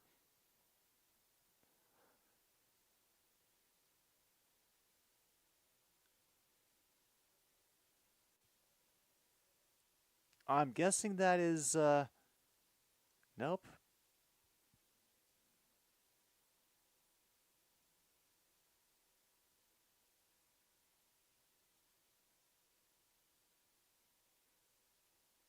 Oh, yeah, there it is. Anthony Johnson Jr. with a recovered fumble and a return for a touchdown. You know what? Just for that, we are going to mark off points off a turnover, same play. So thank you, Green Bay Packers, for helping us play bingo. I saw Mosby caused the fumble. Fucking Mosby. And Anthony Johnson. It's nothing personal towards Aaron Mosby, by the way. It's just his last name. So yeah, Aaron Johnson from the Green Bay Packers gives us points off a turnover, same play. I will read off the bingo list when we have another moment. I promise. Right now, it is Lions at their own 28 and a delayed pass, and Mitchell cannot hang on to the ball. Ugh. That is the second easy dump-off pass that I have seen dropped by our backup tight ends today. And, yeah, he had an easy run to the first down off of that. Please check off ball control if you haven't already. Holy hell. No, we haven't gotten a rare spot yet, but there's still time, Leif. Finally, we get an open pass up the middle. This is Gaden Davis, who gets up a yard shy of the sticks. Just ducks underneath his coverage, and it allows him to get enough room to complete the pass. Johnson ends up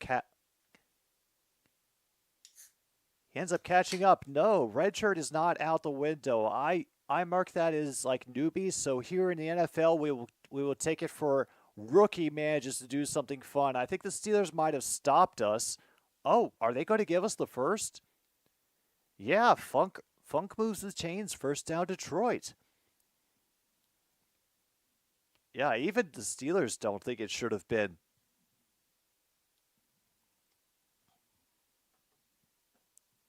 Finally, the Rockies and Yankees. Hooray.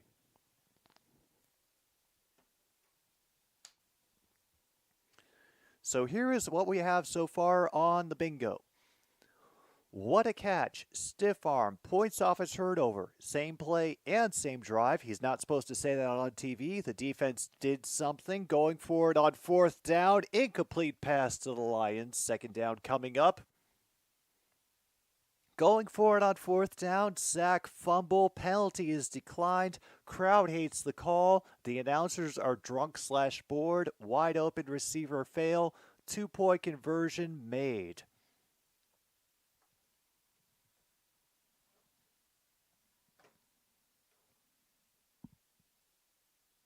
No kidding, Luke. You're calling bingo. Oh, pickup card number 3. Meanwhile, Jake Funk bursts through a pile and gets to the 48 for the first down on 2nd and 10.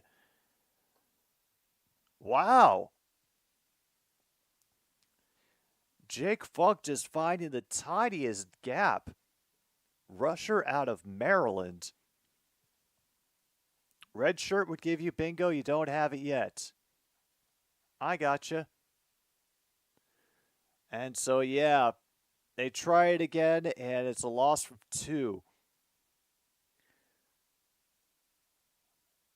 As Isaiah Loudermilk getting into the backfield for a tackle for a loss that time. Red shirt or a rare for a bingo. Gotcha. Well, we still got a few rookies out on the field, I think, right now for... Oh, yeah, there's more of the few rookies out right now. Meanwhile, Isaiah Williams will get his blocker and get inside the 40. First down, Lions, and Isaiah Williams making a very good case during this preseason to add his name to the 53-man roster. Jared Goff clapping him up. Channeling his inner Jason Garrett. All right, we'll have a single receiver out to the far side. Lone back is Funk. We fake it to him. There's pressure coming up, and it's knocked down at the line. Incomplete.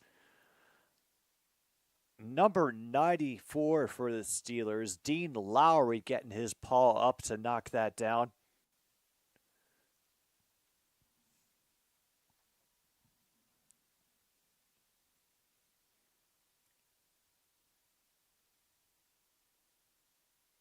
Oh, and Isaiah Williams is getting talked off the roster by the announcers because of his size. Cool. And it's a wide open piece on the near side of the line for Funk to just cruise past everyone. Get down to at least the 20 for a first down. Holy hell.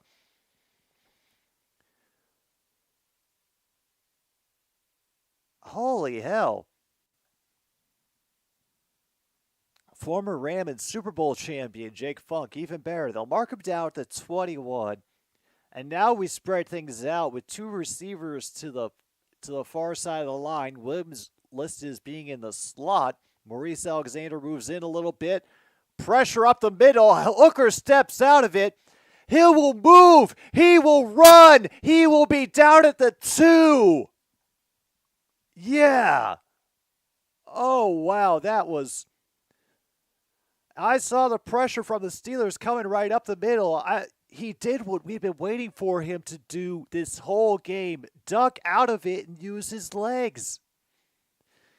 It is only by the grace of number 31 for the Steelers, that is Dijon Edwards, that he did not get in. And a great stop by the Steelers at the 2-yard line will wrap up Funk. Maybe lose a half a yard in the process, but yeah, Hooker.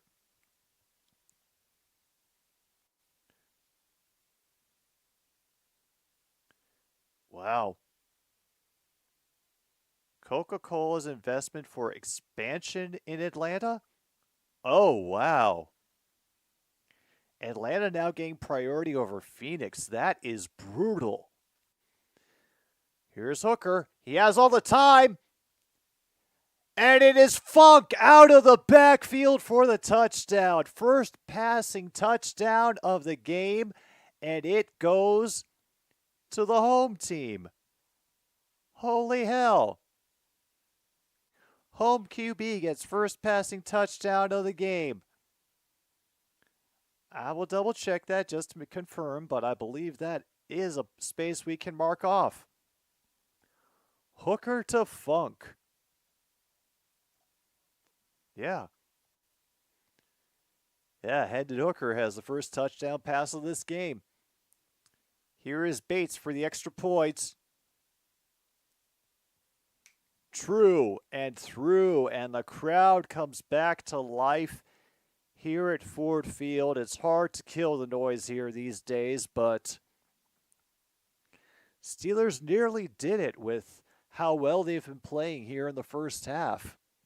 It has been a dominating effort by Pittsburgh.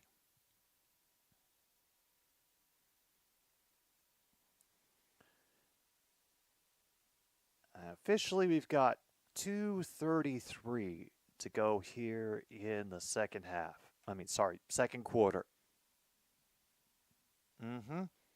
So, Funk signed for us in 2024. All right, let me go find Mr. Funk so I know how to properly mark this touchdown. All right. Jake Funk, third-year player out of Maryland. So he's got 3 years experience. That takes him out of redshirt territory, which I've just been mentally equating with rookie, but it does put him in as a transfer because he just signed with us. So if you have transfer on your card, mark it off.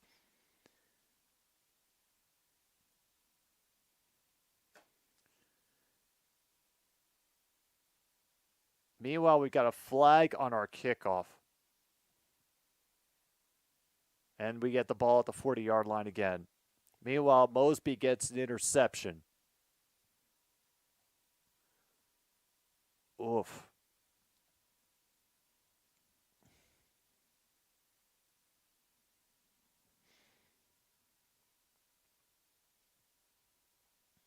And a good turn by Funk as he's going down to the ground to dive across the line, too. And England ends up gaining the runs to beat Sri Lanka by 5 wickets.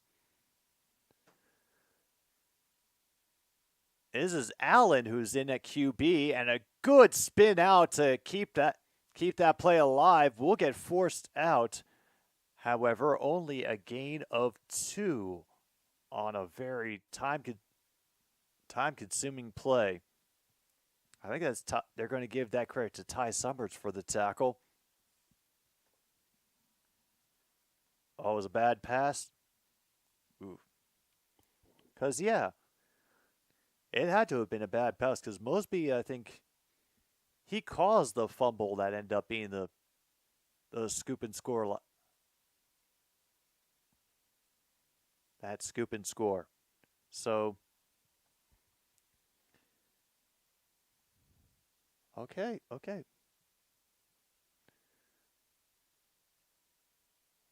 What do we have for stats so far? Hendon Hooker, 6 for 12, 45 yards. Very comforting. Justin Fields is 3 for 4 for 40 yards, so obviously he should be QB1.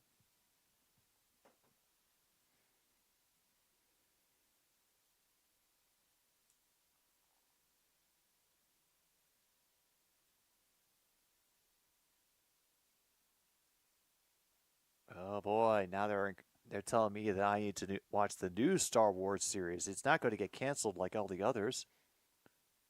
Oh no, this is a video. Is this a series or a video game? I can't tell. Yeah, it's a video game. Yeah, it's bad when we can't tell, and it also feels like Disney is going to beat its IP to death on that one. Damn shame, but Rockies are leading the Yankees in the first inning, so victory for all involved.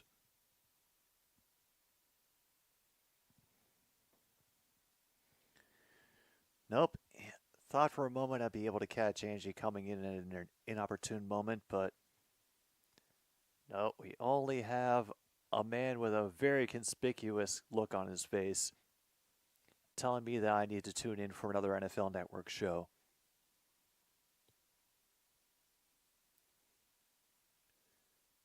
And Florida State and Georgia Tech are still tied with 6:07 to go in the third. 14-14. All sorts of time gone away here in the second half. John Jay, glad you could join us. We were getting stomped on by the Steelers for most of the first half. So don't look at this as anything other than, embarrassment right now. Yeah, the S end of summer hootenanny. Because I realize that the regular crop of Canadian geese that hang around my morning hangout have taken off for the winter. And so that is the best sign that summer is about to be over. Football is coming back. I mean, college football and the Aer Lingus Classic in Dublin should have been a good enough indication of that. But hey, we all need to observe the passing of the time in the seasons in some way. Hope you're doing well today, man. And have the Cardinals decided to make things interesting over in the National League? Nope, still 10 games back, unfortunately. Yeah. I'm always hoping they'll turn a corner and pull out some Cardinals bullshit, but hey, I could only get so much entertainment out of them doing that to the Cubs in Chicago. And that ball came out! I don't think we recovered it. Oh, no. I don't think we recovered it. Oh, no, we got it? I thought the Pittsburgh dude had control of it on the ground. But now, yeah, that is a strip sack. He just got bumped into by one of his own linemen. Yeah, I thought that ball should have gone to 62 when it was on the ground. I mean, I'll take it, but I'm not too happy about it. I think it just might have been a numbers game at that point. That goes to Ukwu. Isaac Ukwu, who has had 3 tackles, 2 sacks, and now a fumble recovered here in the preseason.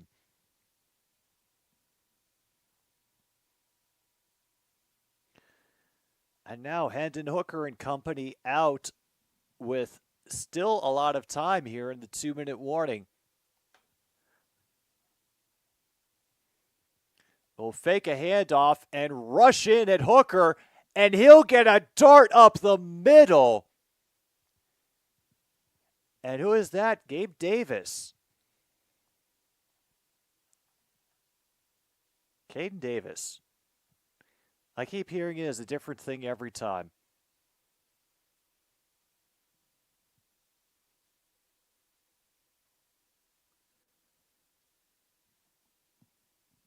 Oh, Sticks. I'm enjoying things. Me and my Bobby Lane jersey and Screw City beer.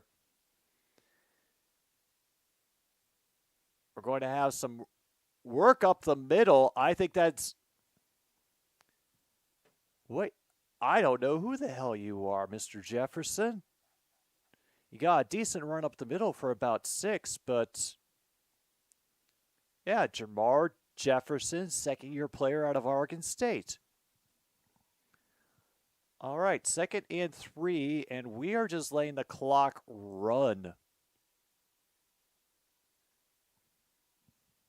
And Detroit takes a timeout because apparently Pittsburgh doesn't think we can score. I don't blame them. We've been doing a lousy job of any offensive progress for the entirety of the first half. And yeah, we are doing better right now, but we were getting mighty stifled by the Pittsburgh defense, especially with them just overpowering our offensive line up the middle.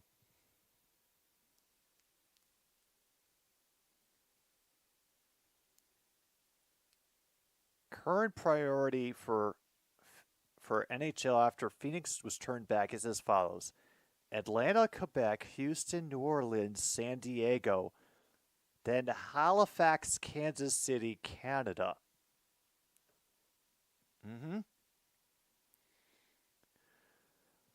Oh, yeah. well, he got a second chance with us in the preseason. Now 2nd and 3. He will roll and then run and get shoved out at the 4. We do get the first down. We stop the clock. We also still have a single timeout left.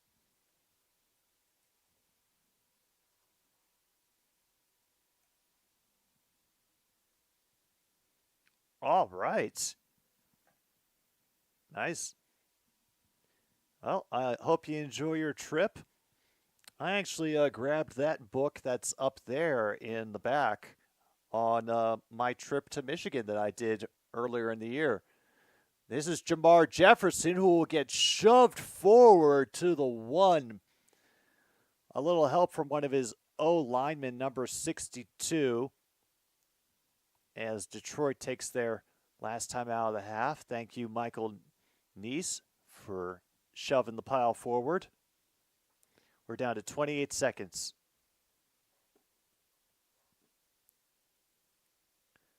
He's been with the Lions either on the regular roster or on the practice futures squad. Yeah, it sounds about right. He hadn't stuck in my mind or appeared enough like Shane Zylstra had or Zonovan Knight. I mean, I remember Zonovan Knight, coming up in a couple preseasons. All right, we'll let the clock run because there's only 28 seconds left, and it's going to be a pain in the ass to reset anyway.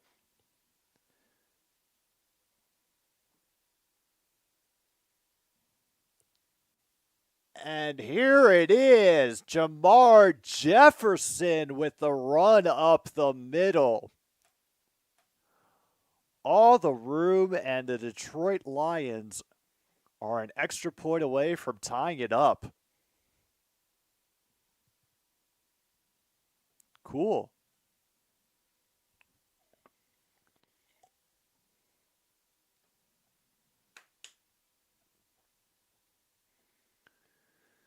All right, now I know the Steelers very frequently wreak havoc on extra points.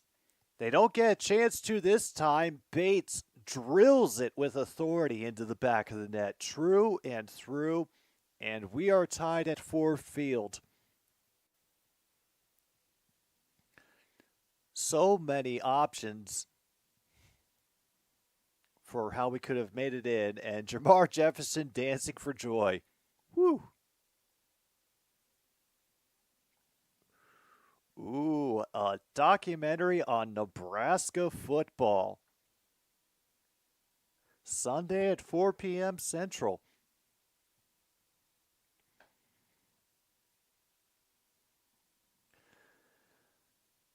Down to 25 seconds, and we are just waiting. And wow, people are on their feet, making noise here in Detroit.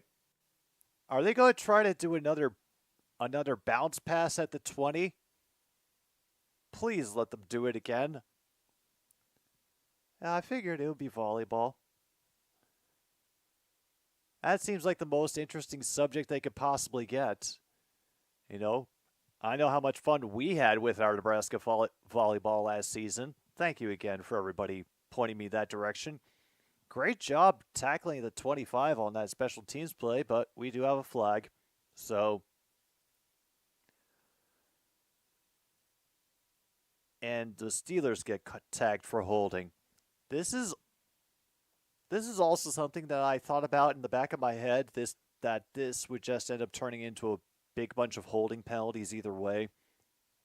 Specifically because of how they end up starting in those lines. It just lends itself to pick a person, grab, and hope you don't get caught.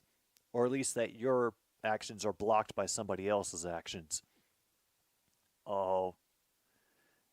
And Allen will not even give us any more fun here in the second half. We will go into the locker room tied at 14.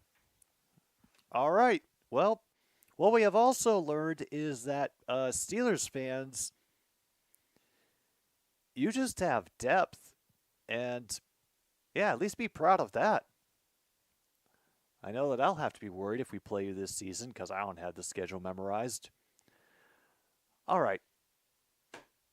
We have made it through a whole bunch of nonsense. Moncton, Milwaukee, and Hartford have dropped their bids for NHL teams. I need a pause for the cause. I'm sure you all do because we've been through a lot of football through 2.5 hours of streaming, and we still got to get through the rest of Lions Steelers. Hopefully you'll be around when another stupid sports show returns, but thanks for hanging out. We really appreciate it, everybody.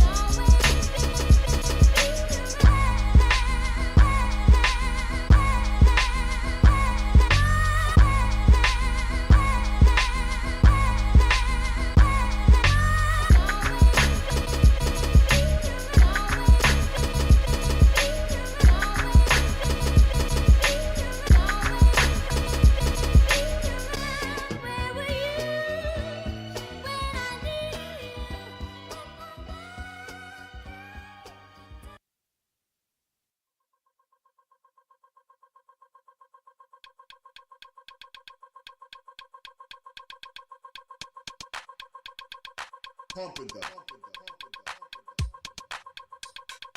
pumping the, pumping the, pumping the, pumping the, Pump it.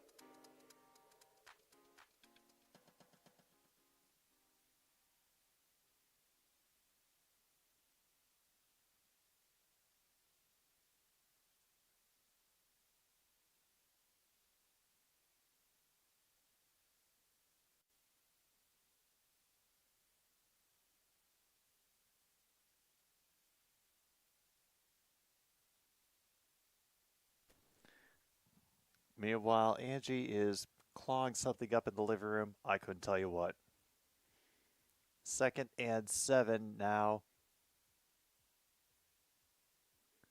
Zylstra moving up, pressure up the middle, and Zylstra ends up getting the catch, dodging out of the tackle, and tiptoeing forward for a couple extra yards along the far sideline. 1st down. Wow. I'm sorry, Zylstra. Oh, Zylstra.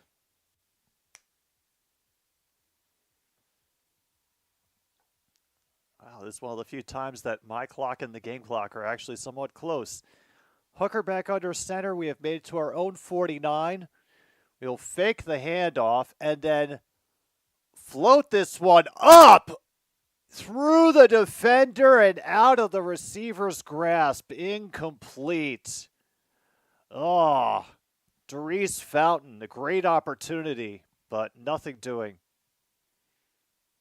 I mean, on a very short-term scale, they are MKI. They finally got their win. You know, Trey Ford made the team look like they had some forward momentum. I mean, you combine that with getting the new head coach. It's one of those things where we gotta get a couple more games to see what their deal really is. Meanwhile, Zonovan Knight is able to spin out of a tackle at the line of scrimmage, turn it into a gain of 3. Brought down very definitively by number 37, Thomas Graham Jr. out of Oregon. Meanwhile, oh no, that's awful. Well, there's another injured Cowboys cornerback gone for the first chunk of the season. Oof. Oh, I think we might have got away with a holding, but Hooker's going to run for the first regardless and avoids making any contact with Watts. Wow. Kind of impressive.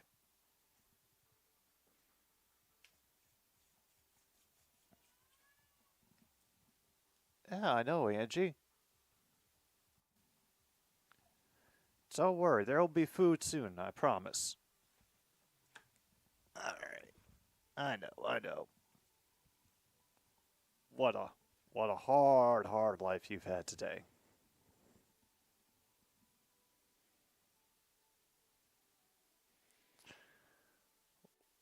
Wow. Run right into the pile. Oof. All right. I did talk to my cats about their own fantasy teams for this upcoming season because, you know, we're all active football fans in this household. MKI, Angie informs me that all the positions on her fantasy team have been filled by Rams players, so you'd better not disappoint her. Take that whatever sense you will. Meanwhile, Hooker loses the ball and still stumbles forward for a first down. Late flag comes out. We're going to lose this. We're going to lose this awesome play to holding, aren't we? Oh, no, it's offsides on the defense. We get it, and it's the dumbest way to get it. Oh, goodness.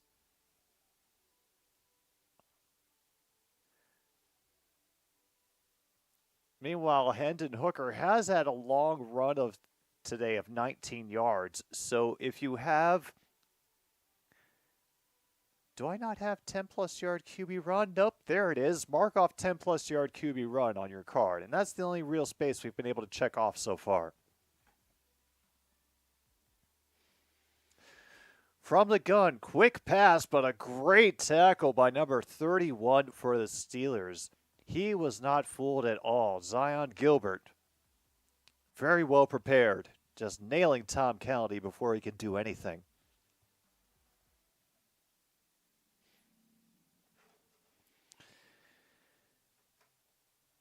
Yeah. I anticipate this is some kind of power move, but I'm not sure what she's trying to accomplish.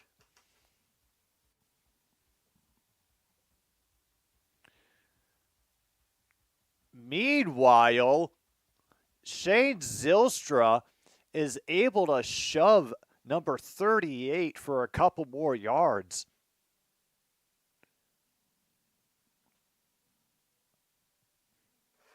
It's okay.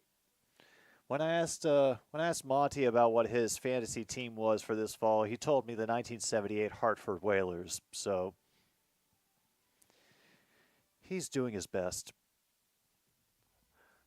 3rd and 3 now. A couple people are parked just in case Hooker decides to run, but we give it to Zonovan Knight. Once again, we're behind on time, but officially 9:51 to go in the 3rd, and Detroit just got another first down.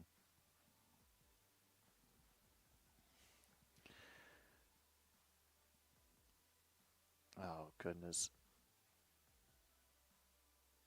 She could probably do better at casino than a few people I could name. Wow. Zonovan Knight dedicated to running into the pile and will only get maybe 2.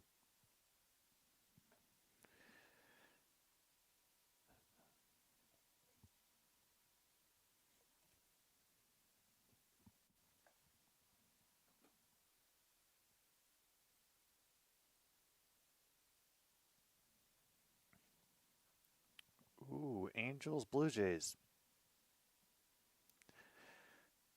Best of luck, Blue Jays. I mean, Anaheim has been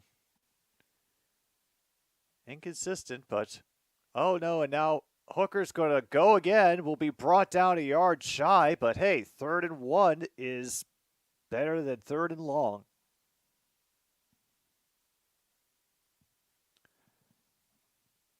Wow.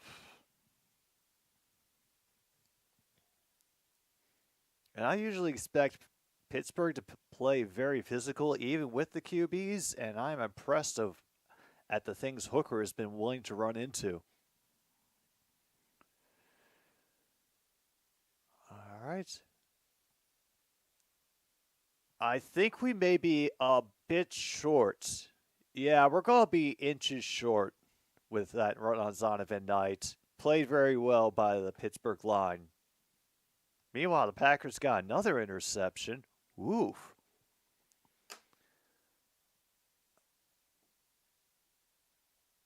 NBA files motion to dismiss UB Discovery lawsuit that alleges the league breached contract by signing deal with Amazon Prime. Oh, let them fight. Meanwhile, we just blew our 4th and 1 with an offside, with a false start, forgive me.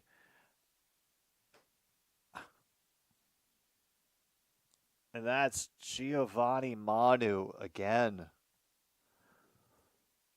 Ooh. That's rough. All right, well, hey,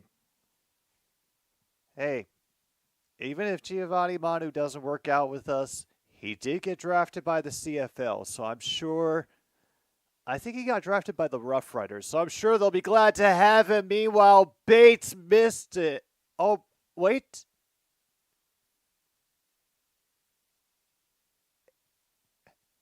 Oh my God. He was closer and he missed.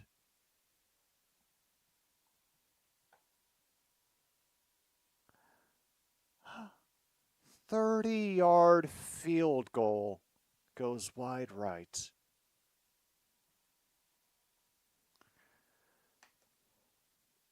Oof.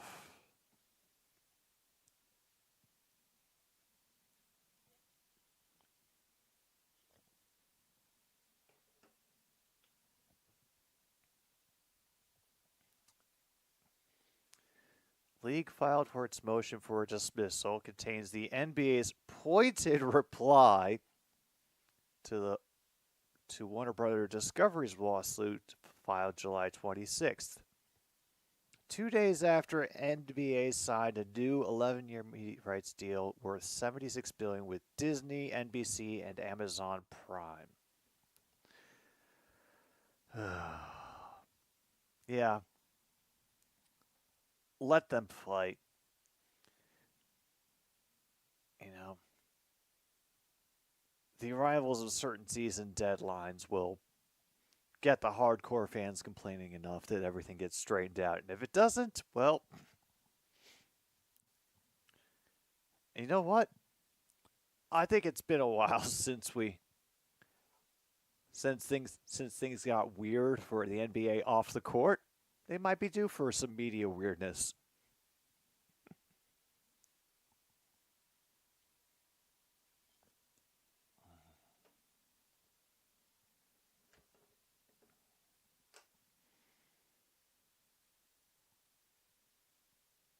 Oh boy. And then a couple of defensive ends for San Francisco got knee sprains and are awaiting MRIs.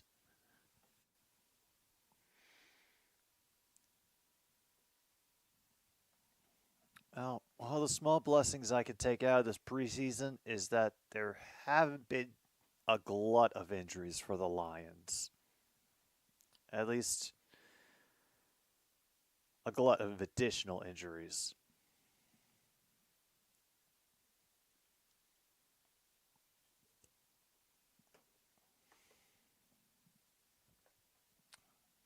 Logan, after the Nickelodeon football experiment,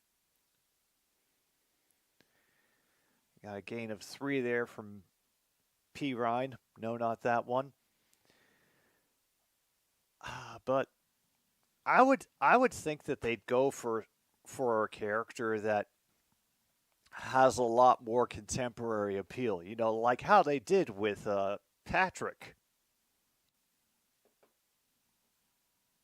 And, you know, that made meme material across all of the sports YouTube. Meanwhile, a great job by Mr. Gilmore getting the tackle in the backfield, making that a gain of 0. And Georgia Tech has gotten a field goal. I have it as 21-21 with 1:41 to go in the 4th. Meanwhile, 3rd and 8 for the Steelers from their own 22. Plenty of time, and has it.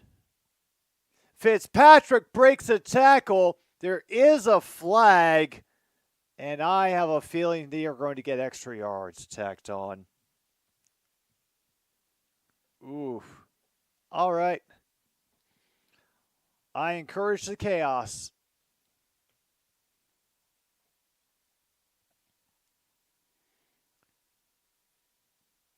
And we get dinged for pass interference, but they decline the penalty. Yeah, we already marked off penalties declined. Georgia Tech is in field goal range already. Holy hell. Okay, well, how much time can they wind off the clock? I'm sure Florida State will be burning through at least a few timeouts.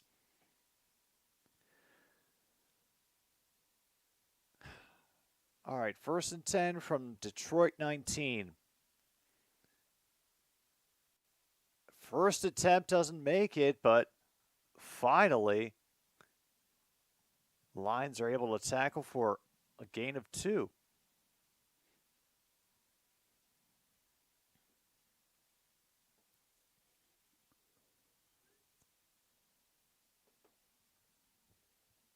Oh, God.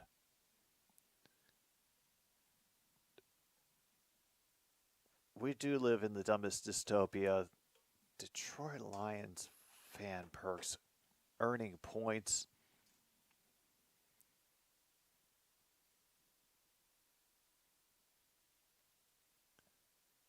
Allen has all the time. That pass just a little bit out of reach. Oh, no, not another flag. Oh, no, are we getting roughing the QB?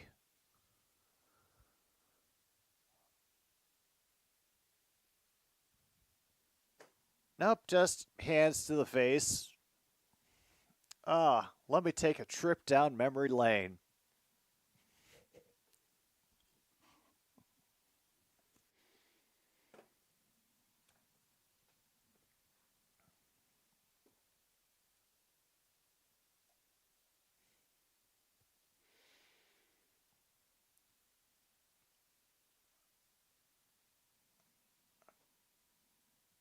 All right. They overload the far side of the field with receivers, then bring one back in motion.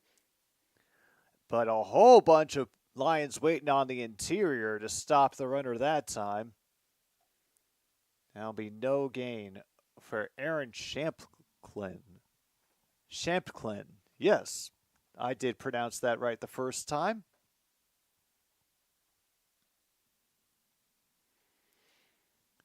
Hey.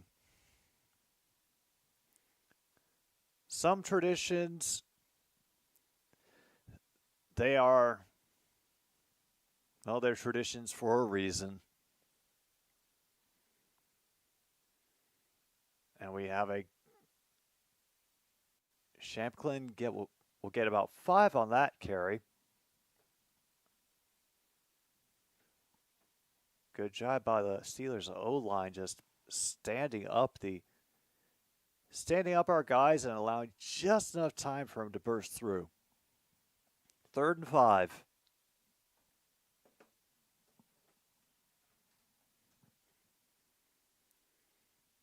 Oh, yes, there he is. Dan Campbell still trying to work out the physics of how that thumb trick works.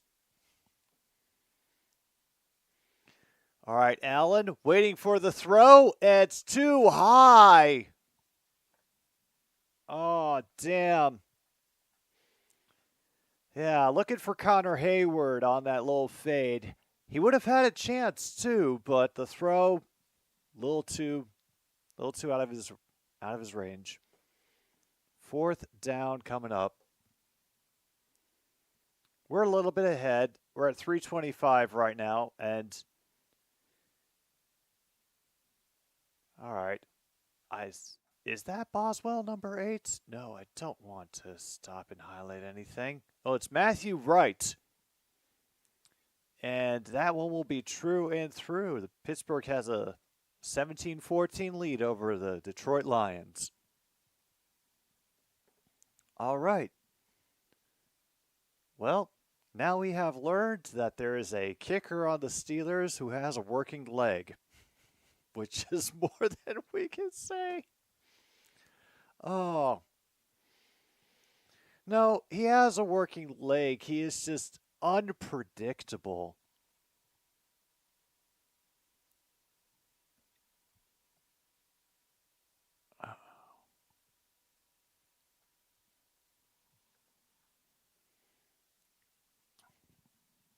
Hey.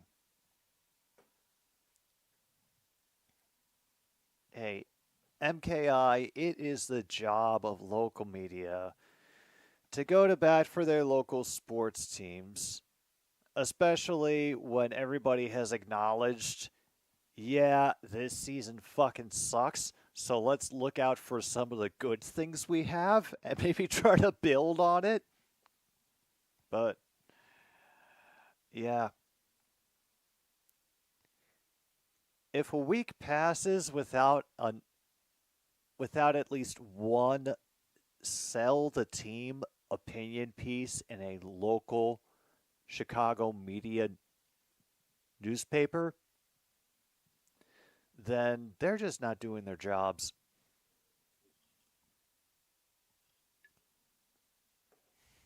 Mm-hmm.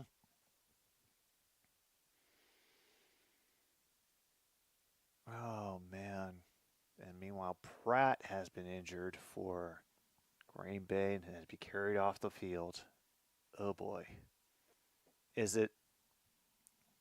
Oh, so even Luke is yelling. Like, is it that bad of an injury? Like, don't watch the replay level of bad?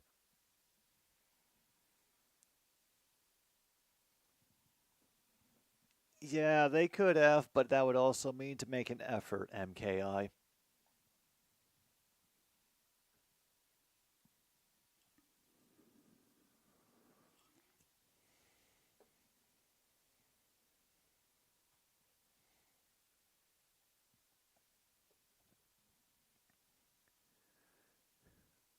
All right, 3:20 to go here in the third quarter. Here comes Wright to do the kickoff. All right, good. And that one bounces and will be gathered up at the 4 by Maurice Alexander. We do have a flag, so this one's coming back no matter what. It was from one of the behind the play judges, and usually the ones they call are holding. Yep, holding on the Lions.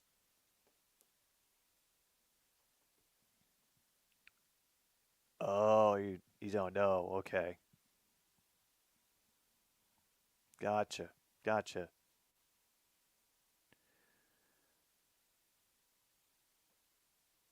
Oh, wow. Sione Vaki hasn't played today? He is in his pads. He's on the sideline. Oh, ankle went the wrong way trying to make a tackle. That's rough. All right, that's Jamar Jefferson. He will get gain of about 3, maybe 4.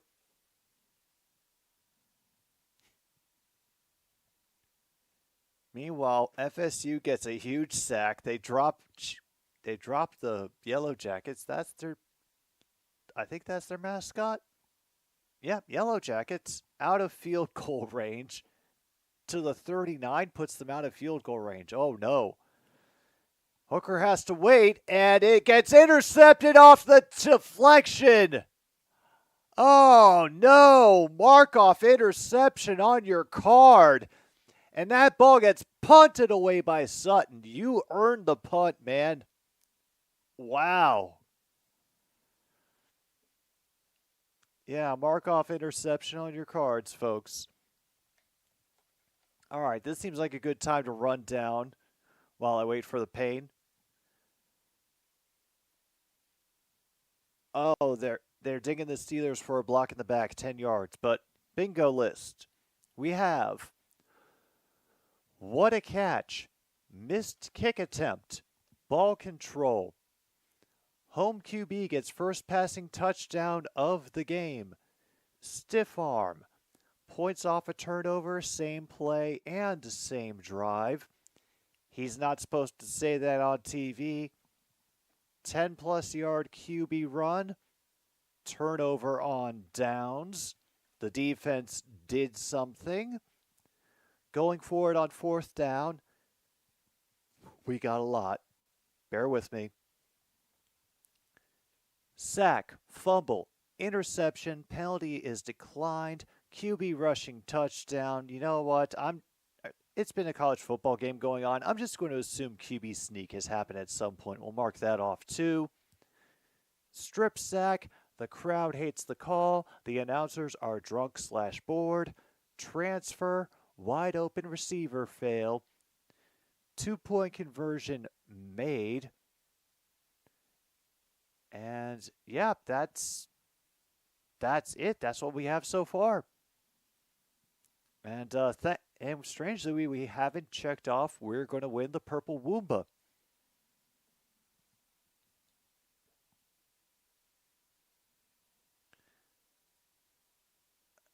Okay, a 12-yard run and a field goal is good. 44-yard attempt, and the Yellow Jackets have a 24-21 final.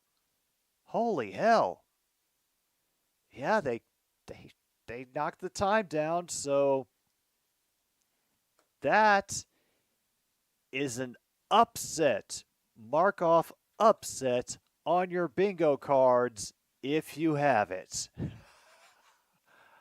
Damn, yeah, Florida State favored by 10.5 when I last saw.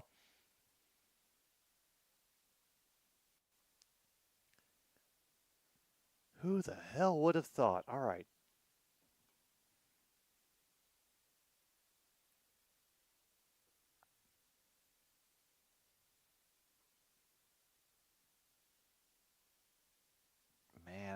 I'm still nowhere near. Oh, wait. I can get bingo with red shirt. Okay, I am waiting for red shirt with all of you now. I can get bingo with red shirt. All right. Yep, chaos is back, 6. Last minute field goal by the Yellow Jackets, and they upset Florida State. Holy hell, I hope that won't wreck things too dramatically in the college football world, but, overreaction is the basis of all content.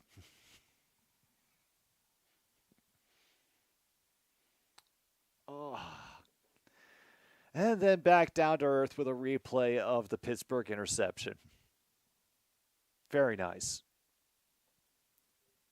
And meanwhile, a 55-yard field goal from Anders Carlson and a big additional hit from Strickland to definitively end that play. Loss of at least 4. Ooh.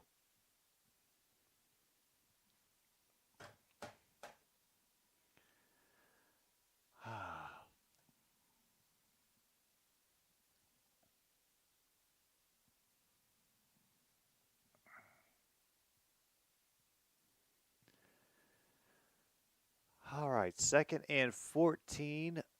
Steelers back to the Detroit 49, and that's a timeout. Oh, yeah, timeout called by the Steelers.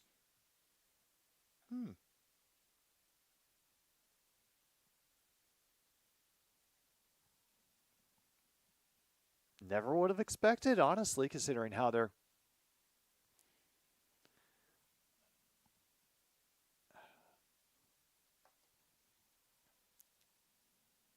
All right, so, yeah, red shirt, and we're going to win the Purple Woomba. Okay, Luke, I'll explain. We're going to win the Purple Woomba is early speculation about your football team's chances to win whatever at this point in the season. Because season 8 started, we haven't reached week 5. Nobody truly knows yet. But some of us have less to worry about than others. And honestly, after this preseason, I have a feeling that the Green Bay Packers have less to worry about as far as important depth pieces on their team than the Detroit Lions do. So take that for what it's worth.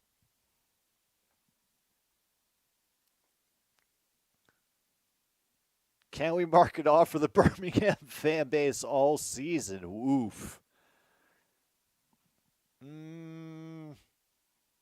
You know what? I appreciate the comparison to let me know how it's going for a team that's looking to bounce back from getting regulated. We've been saying we're going to piss this league with a points record. Well, I hope you do. Hey, revenge is a great driver. And Seamus was the only one that picked Tech on College Game Day. Sticks. Honestly, you can guarantee that shit is going to get brought up either at the next house show or the next television event that Seamus appears on. Like, it's either going to be him or the announcers that bring it up, probably both.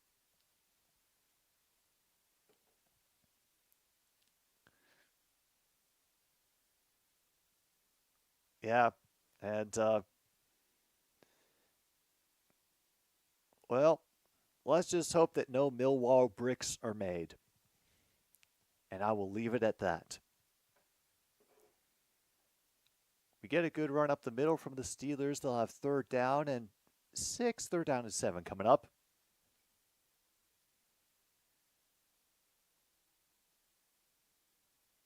Meanwhile, Justin needs breaking news, refs are blind, mascot madness, or what a throw. Meanwhile, we've got an injured Lions player on the field. That is number 99.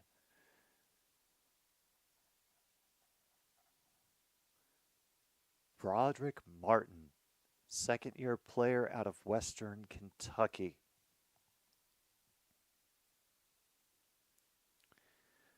All right, we'll put the clock down to 1:32. Thankfully, Broderick is up and leaving the field under his own power, although definitely favoring a leg.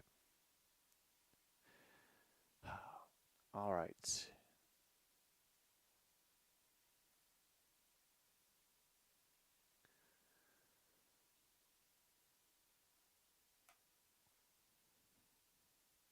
All right, here we are. 3rd and 7 coming up. Honestly, I would take Sheamus over Conor McGregor.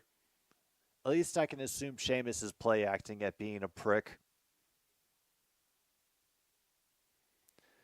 Allen working out of the gun from the backfield, going for everything, finds his man, and that is inbounds at the 12. Ooh. You know what?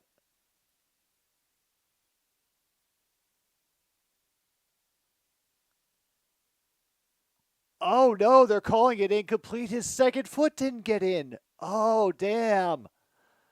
Oh, shoot. Oh, I'm sorry, Steelers fans. He had me convinced. Sheamus has a dog named Frodo. That'll do it. That'll do it.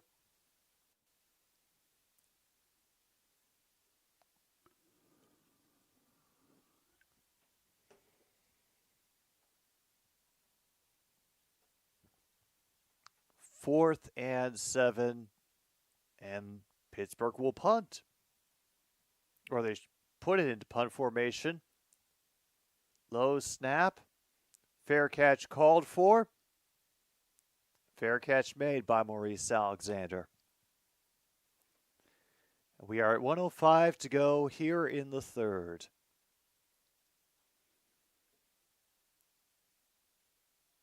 Yeah, that seems like the right track for the end of the 3rd quarter.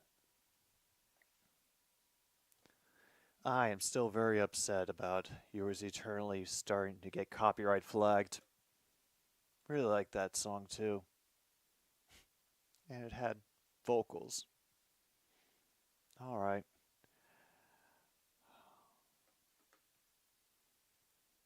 From the 12, Hooker, pressure picked up. Alexander does catch the ball.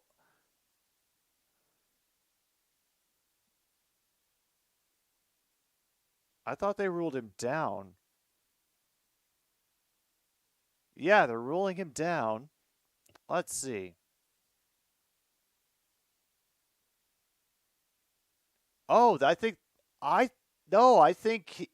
they have a valid complaint. Because his knee didn't touch the ground. Oh, no, it's on the ground behind the guy's leg. I see. Okay. Well, they did need to get it off quickly because his knee was down on the ground. It ended up hitting from behind on the guy's leg. You could see his heel move forward with the impact. Meanwhile, Hendon Hooker just got a first down with a 12-yard run.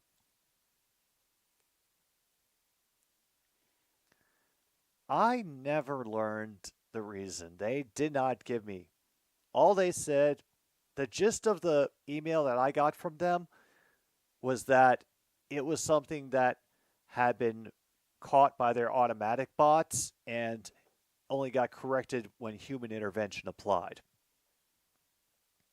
And I think I just want to leave it there instead of trying to go too far down any rabbit holes because I got other shit to do. Oh, yeah. Well, Angie's always upset, but She was much more upset about me being late today than that, actually. But that's a whole separate issue. Anyway, time for a pause for the cause. Get a drink, get a smoke, prepare yourself for the fourth quarter. And because we are the Dan Campbell's Detroit Lions, it could get very weird indeed. Back soon on another stupid sports show.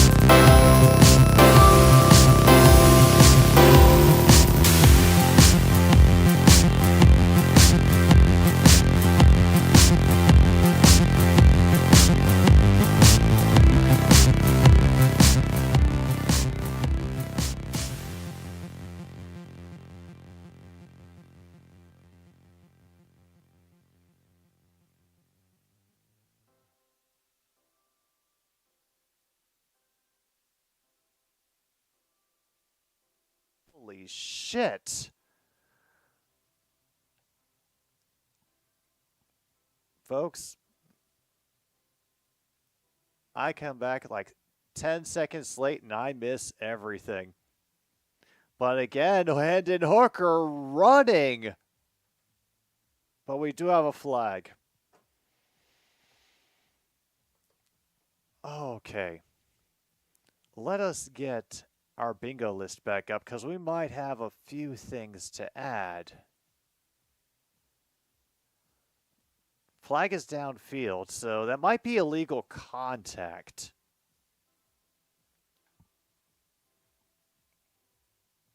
Maybe for a holding as people were trying to block for Hooker on the run?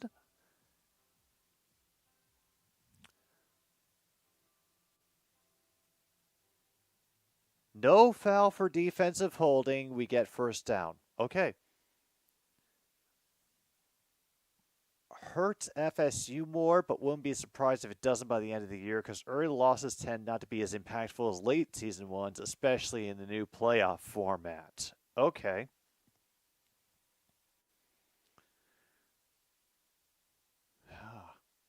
Well, I guess this will be a good thing to check out this year, whether early season losses in ranking really have an effect on how far you go in the new postseason meta. And then this Hendon Hooker again will take a little bit of punishment that time on the tackle, but does gain 8. Whew.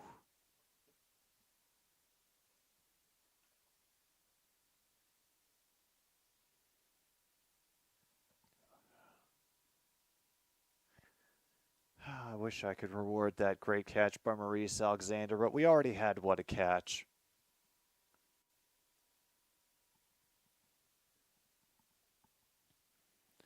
All right, 2nd and 2.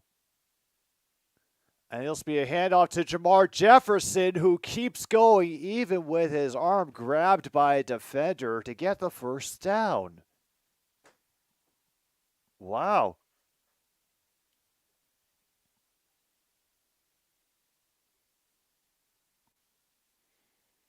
Okay, 1st and goal.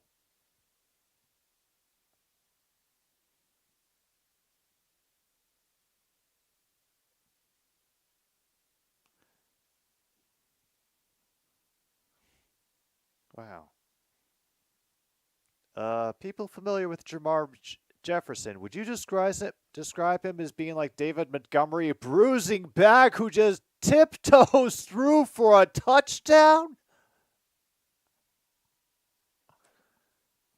Wow. Okay. That too, then. Wait, is that his 2nd touchdown of the game? Yeah, that's his 2nd rushing touchdown of the game. Touchdown, Linos, indeed.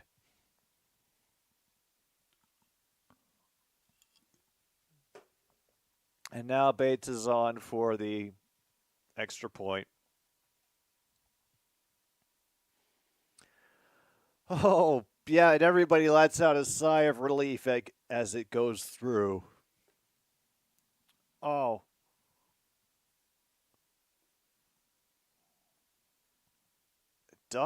Just ducking through a gap on the near side of the line.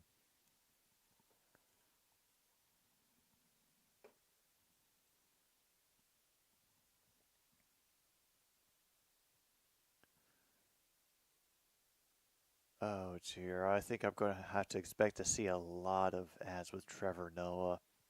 At least he's getting his money. Yeah.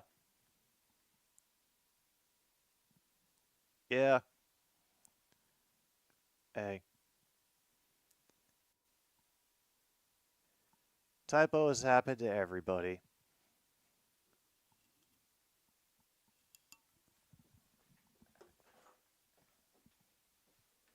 Yeah, I think it's about time. We need this. Hang on a sec.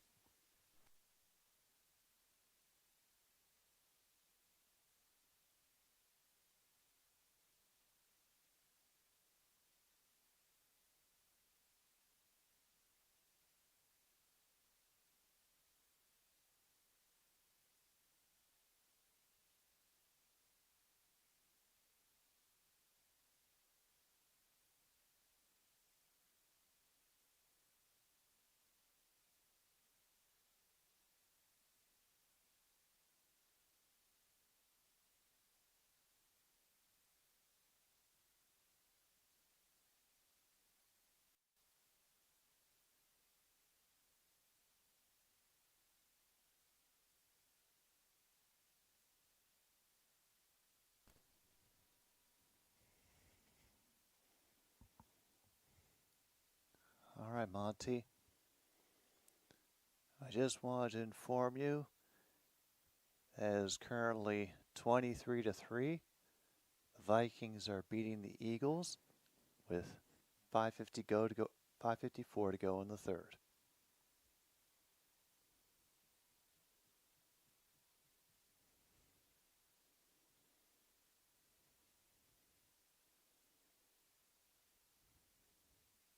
All right, you are free to go, Monty.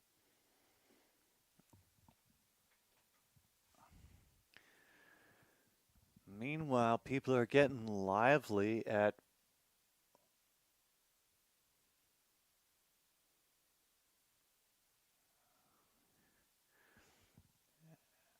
not sure what they're dancing to, but I have a feeling I'll be hearing that song a few more times as this season goes on. Meanwhile, a good job by number 18 for the Steelers getting the edge on that return. Woo!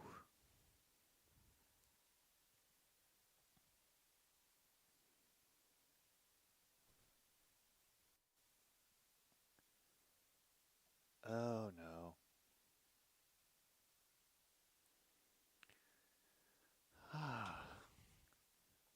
That's unfortunate. First time we've given up a major return this game, well, at least for a while.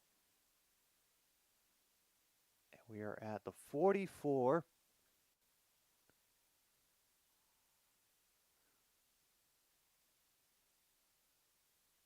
And who the hell is in at QB now? Wait a minute. Wait. Who the hell is number 18? John Reese Plumlee out of the University of Central Florida. The rookie is in at QB.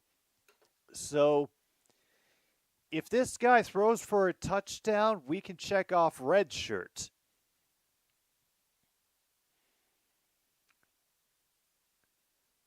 Does connect on the rollout to number 82 for the Steelers. They'll be a couple yards shy of the first down.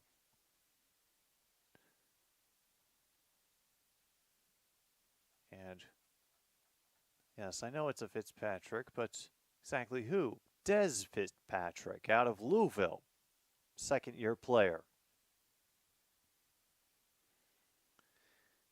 Yeah, up come the 3 signs. It's 3rd and 1.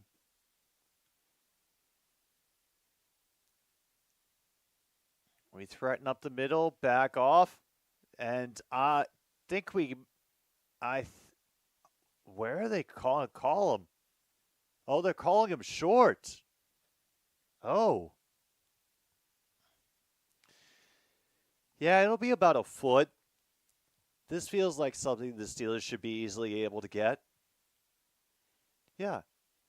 Here we are, 4th and 1. Whoa!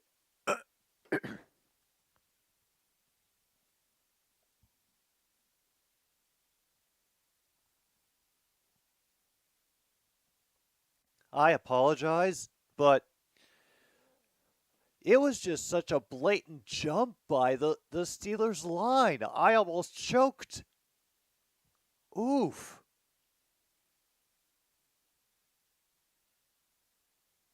They're giving credit to the crowd.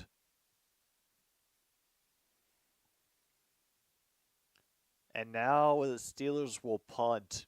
Maurice Alexander back on the return. They're going to try to sky this one, force him to make a fair catch call. We will start from our own 8. And holy crap, is 10:40 to go.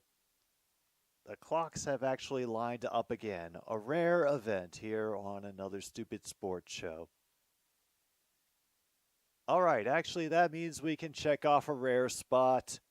Leif, you got bingo.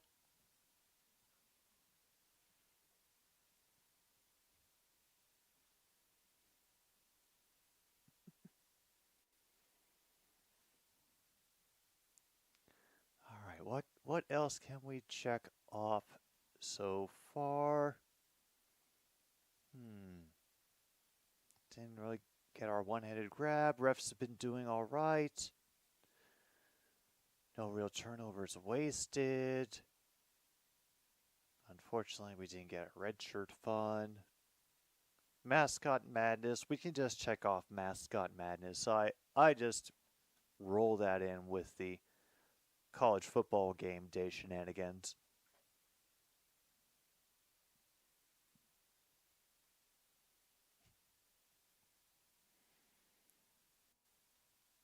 Oh, yeah. Well, True North, you do actually bring up an interesting point for those of you who are still here, and I'm assuming that includes the regulars.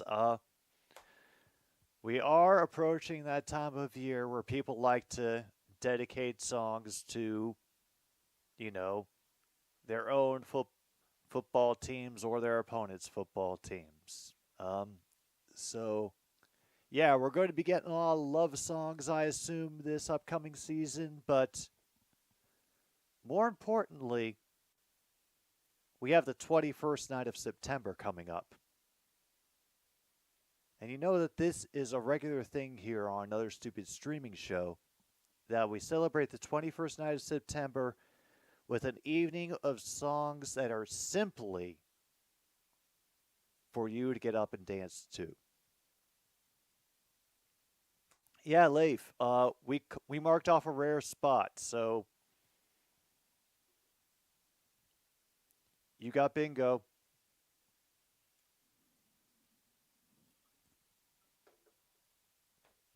Oh my God, Jake Fromm is in at QB. Fifth-year player out of Georgia. Come on, overtake Nate Sudfeld, Jake. This is what we need. Meanwhile, off a pitch in the backfield, Jake Funk will get maybe a yard, maybe a half yard.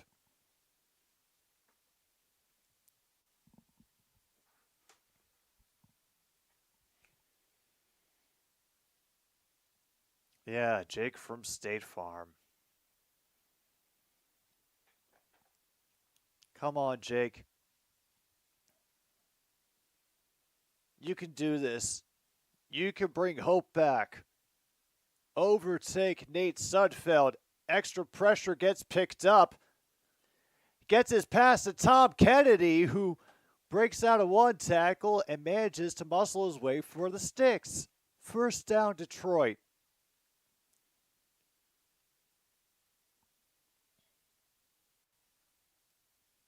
Hey. Reception for Kennedy, a first down for Fromm.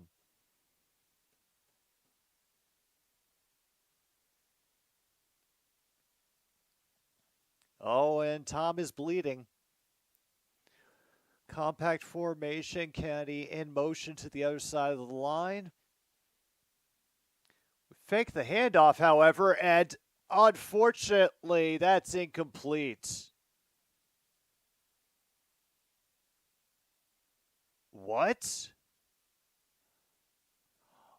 Oh my goodness! Oh my goodness! He caught it. He did. He did. Oh my God, he did. It rattled around in his arms, but I swear he caught it. I am not shitting you. That is a replay-worthy catch from Alexander. Okay. All right. Don't worry. Don't worry. I'm keeping my cool. We are not going to win the Purple Wamba. We are now up to our own 36. From dropping again, and he misses the dump off underneath, but at least he avoids the sack. 3rd and 6.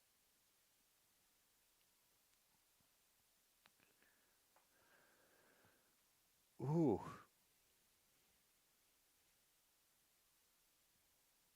All right, timeouts are still good. We're at 8:19 to go here in the 4th quarter, and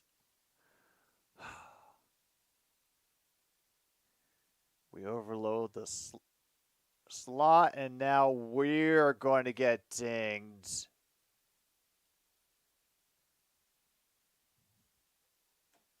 Oh. Darnell Washington, 2nd-year player out of Georgia, gets called for the false start. Damn.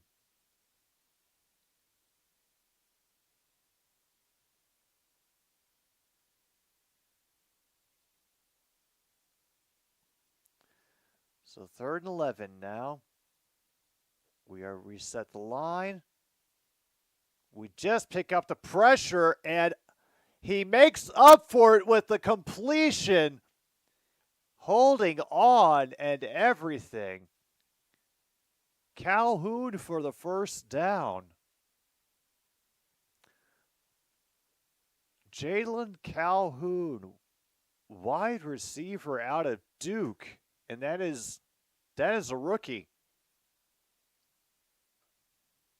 Yeah, well, he more than made up for it. So, yeah.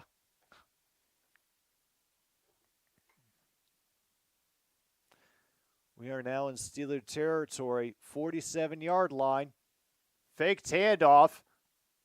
And it's another dart of a throw to Calhoun.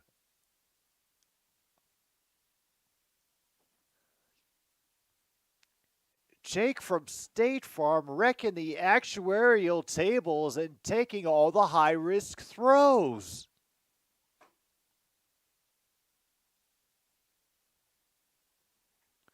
No, don't quote DJ Khaled. Do not do this. Do I still have How Do You Do, Fellow Kids on this list? Please tell me I do. I don't.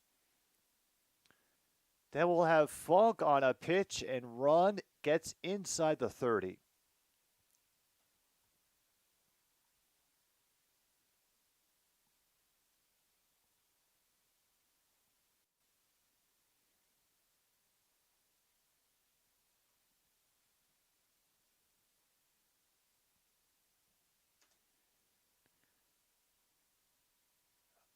Wow. 6-2 Rockies over the Yankees in the top of the 5th. And the Blue Jays lead the Angels 2-0 in the bottom of the 2nd. So, yeah. I'm feeling okay about what the Lions are doing today. This will be another run by Funk, but a good tackle by number 40 for the Steelers. Luquay Washington, rookie out of Central Connecticut State.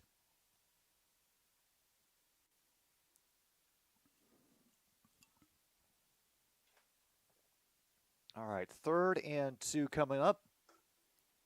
We are down to the Pittsburgh 23. There's Justin Fields. Oh, come on. Give him the helmet back. We want more Justin Fields. Don't just put him on the earpiece. They only rushed 4 for Jake from State Farm, and he drops it. Funk could not hang on.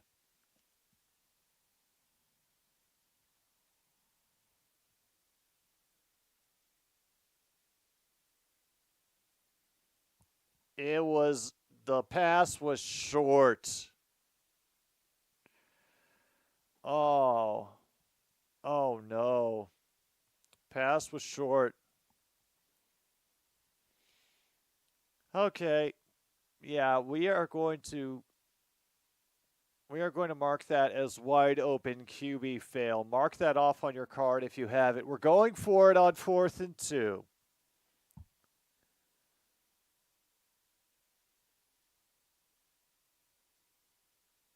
And we get called for a delay of game.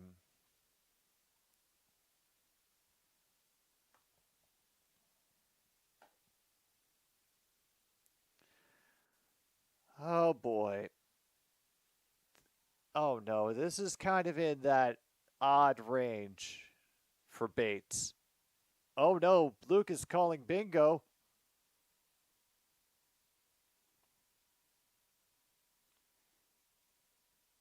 Card number 3, top right, bottom left. 46-yarder. It is a flag. It is in, but there is a flag.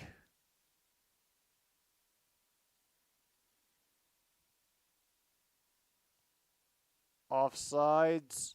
Oh no. Is it going to be 4th and 2 again and he's going to go for it? Is that what Dan fucking Campbell is about to do? All right, top right to bottom left.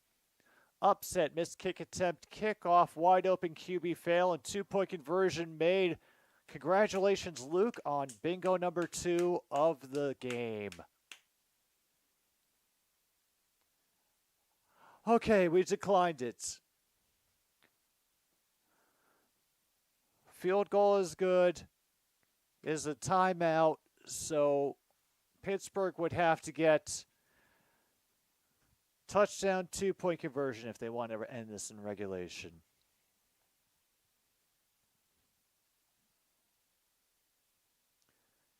Okay, has my card gotten anything? No, we've only had really one lead change. So lead changes are still under 2.5. No special teams touchdown.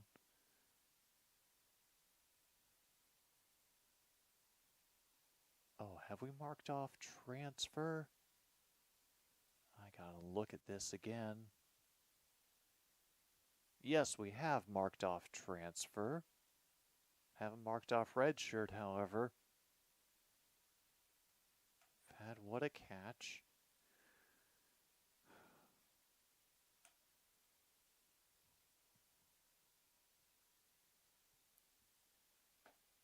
I am one spot away from bingo in 3 different places. I need a redshirt moment, a special teams touchdown, or 2 more turnovers on downs. Or a wasted turnover, and I really, really don't want that. Ugh.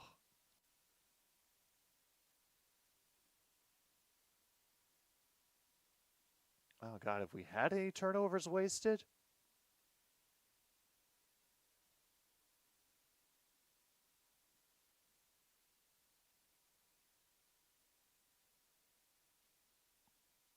And it cleared column 2 as well.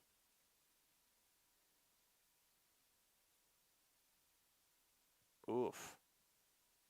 All right, and a double bingo.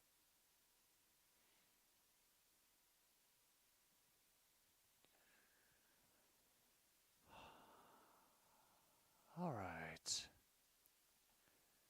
There's our NFL Network bumper. We're at 5:22 to go. Jake from State Farm was able to take us down, get a field goal.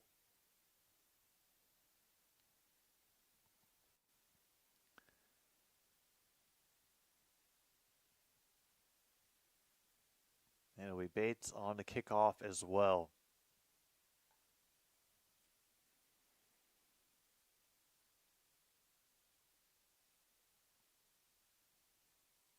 And they'll get kicked right through.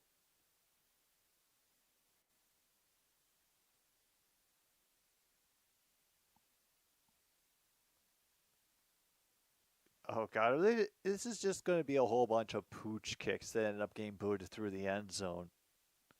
I mean, at this point, kickers, I think, can adapt to do just about anything. So all it is teaching the kickers to kick off in a new style that pretty much guarantees no returns. Because one of the things that I think that is scariest as a football returner has to be getting kicks on the hop.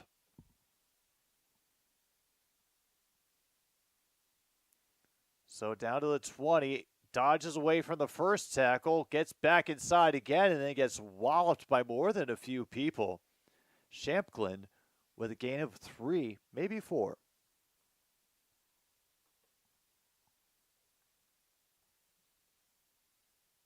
Road good.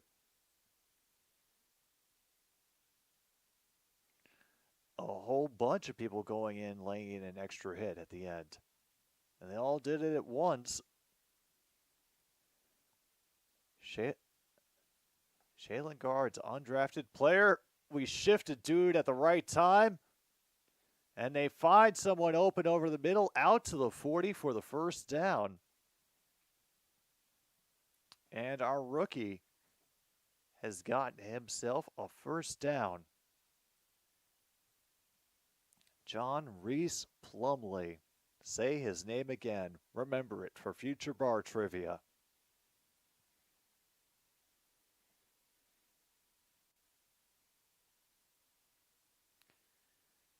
Remember, they got to drive down the field.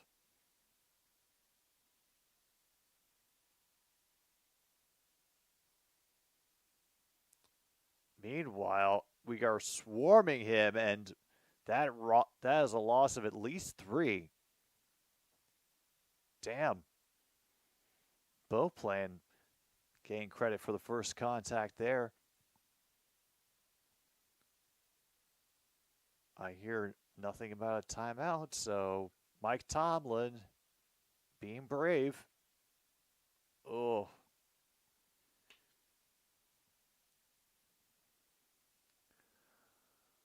All right. 2nd and 12. Plumlee in the gun. Gets it underneath. Good reception. Quez Watkins, about an 8-yard gain, 3rd and 4. Oh, 10 yards. Okay, even better.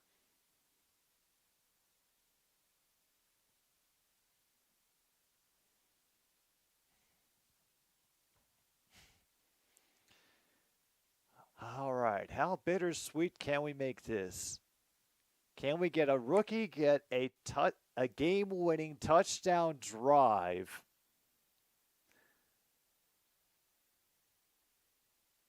That's incomplete, I think. Thought that was a forward pass. Yeah, good. They're calling it an incomplete. That's what it feels like it should have been. But they are going to stay on the field for 4th and 3. Yeah, that was absolutely forward pass.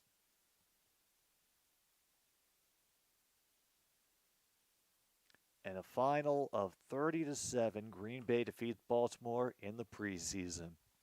And just ask the Chicago Bears, Green Bay Packers fans, the preseason is the most telling indicator of how your regular season is going to go.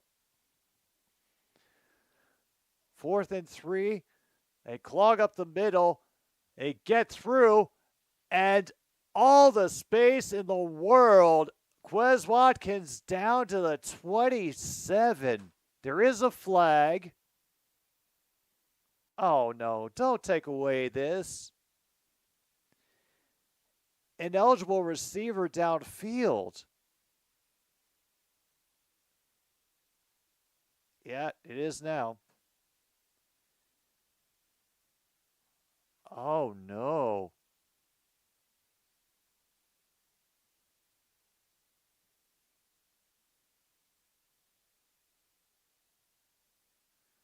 Oh, number 79 went too far downfield.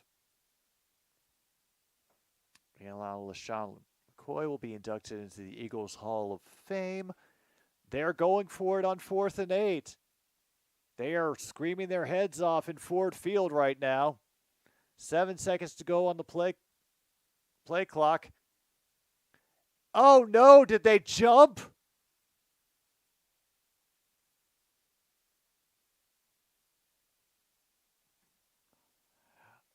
Oh, no, they jumped. It will be 4th down again, 79. That's 2 penalties in as many plays. Oh. 4th and 13 now. And number 79 is coming off.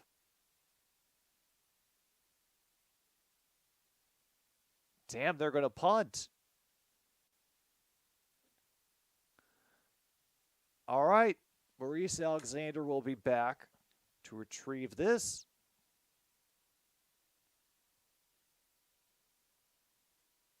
And it will bounce sideways and out of bounds at the 19. Oh, 14, okay. All right. All right, Jake from State Farm.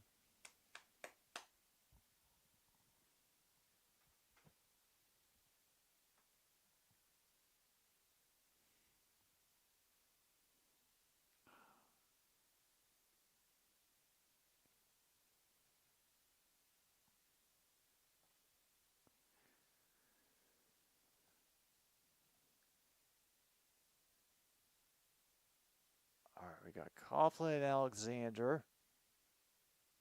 Tight end settles down, and it's from underneath to Alexander. Breaks free from 1 tackle, is able to get 3 more.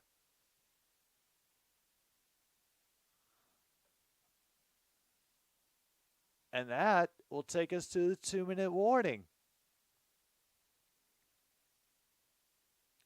Meanwhile, it is 31-25. Panthers over the Bills near the end of the fourth. The Bills have just scored. So, yeah, we're not having the most exciting game, but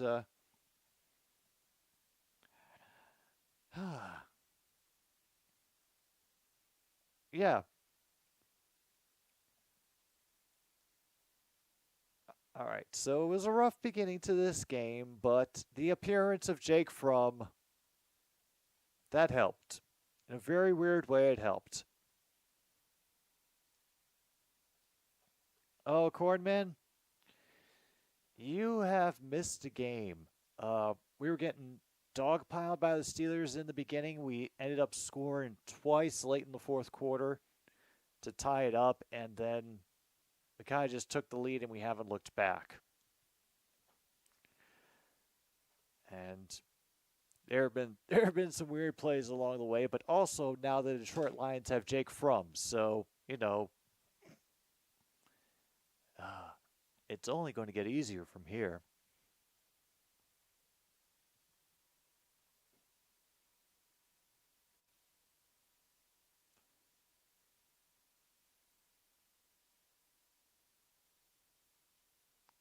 All right. Scores in baseball. Rockies still leading the Yankees 7-2 in the bottom of the fifth. And Blue Jays still blanking the Angels 2-0 at the end of the third. Okay. And yeah, the house is now out of Screw City. And none will be left for what hopefully will be the White Sox 100th loss tomorrow. That is assuming they lose tonight, because they have now reached 98 losses. So I am holding on to my word.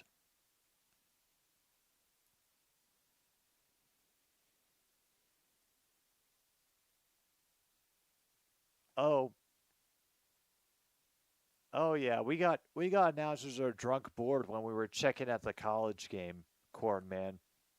We got that one pretty early. Oh, hey, there's Jim Harbaugh out in the field with his receiver gloves on. Okay.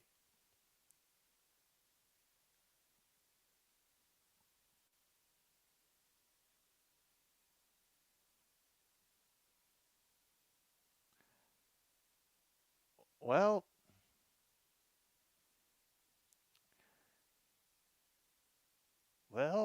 Luke, your enthusiasm for going back to the Premier League has definitely earned us the bingo spot. We're going to win the Purple Woomba.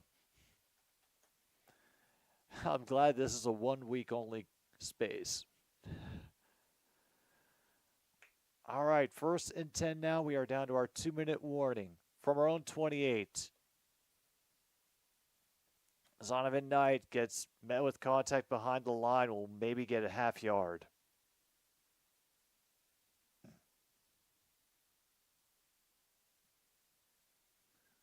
And Pittsburgh takes their first timeout.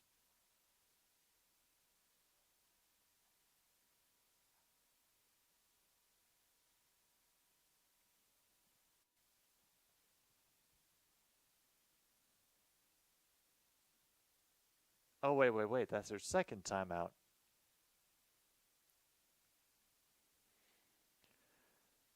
Oh, yeah, there it is. Lions TV Network.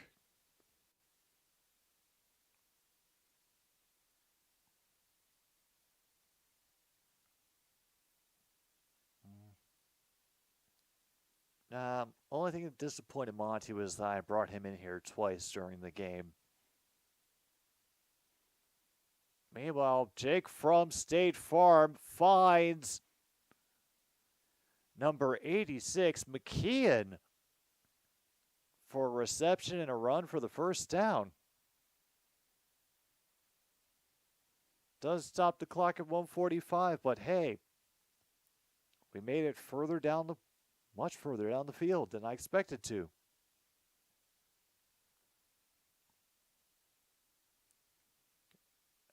Oh yeah, there's St. Brown.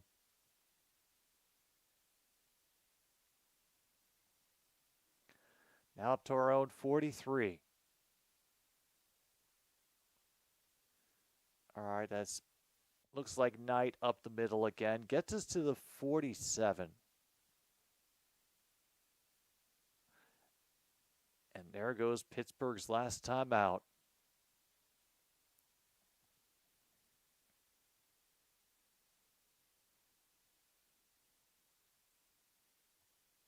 Oh, no.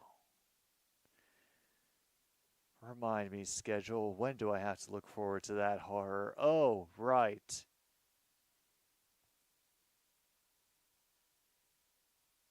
Monday Night Football against the San Francisco 49ers out in the Bay.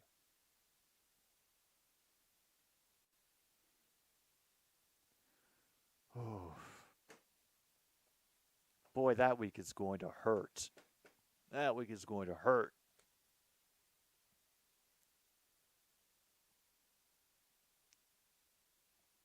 All right, well, they're split screening me now because they want to get to the Chargers game, and this one is essentially in the books because we just shoved Zonovan Knight over the marker, and the Steelers have no more timeouts. Oh no, they stopped the clock with getting physical.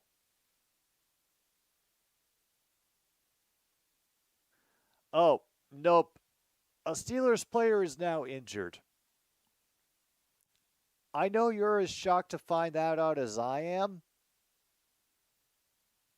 but the clock is now stopped at 1:26, and Dan Campbell is currently trying not to chew off his own lip.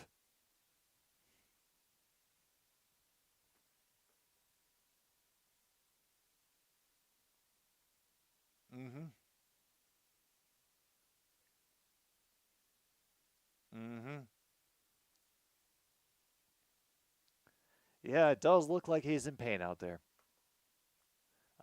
They didn't show what happened to him. All I saw was him down on the ground. So the fact that they haven't cut to it. There's 29. So he gets shoved. Oh, he got sent into a dude's knee. Okay. Yeah. Oh, man.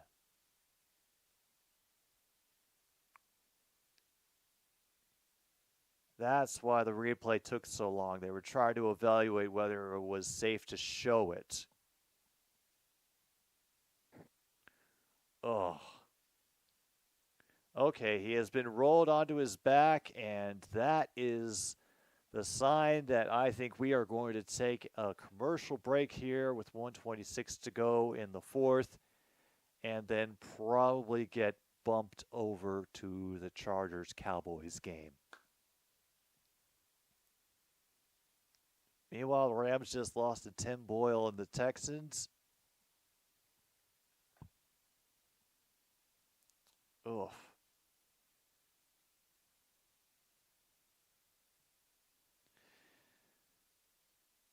Getting real ugly here at the end of regulation.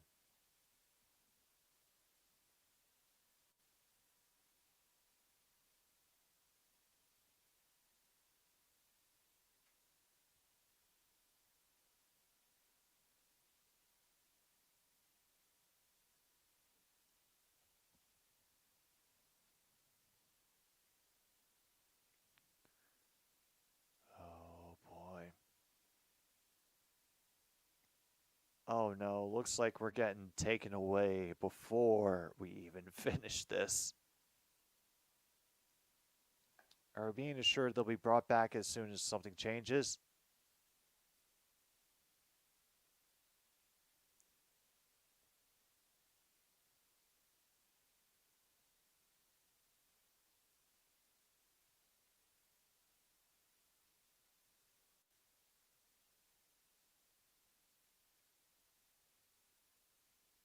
All right, what is up? He is talking. So the worst is averted and he's walking off. Oh, good.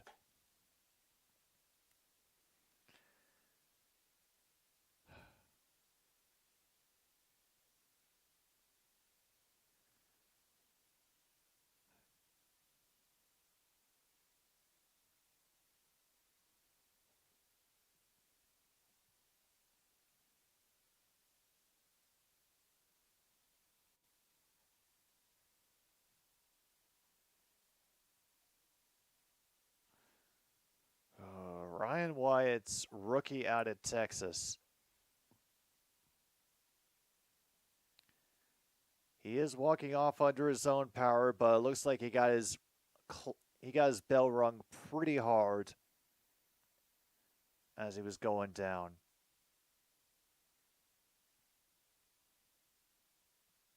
Meanwhile, J.C. Jackson has been suspended for 1 game, and Chris Claybrooks has been suspended 8 games for violating the personal conduct policy. His time is deemed served while being on Commissioner's exempt list last season. Woof. Yeah. Well, if Luke wasn't convinced he was going to win the Purple Woomba, it makes sense, Corn Man, that the Georgia Tech fans will be screaming it first. But yeah.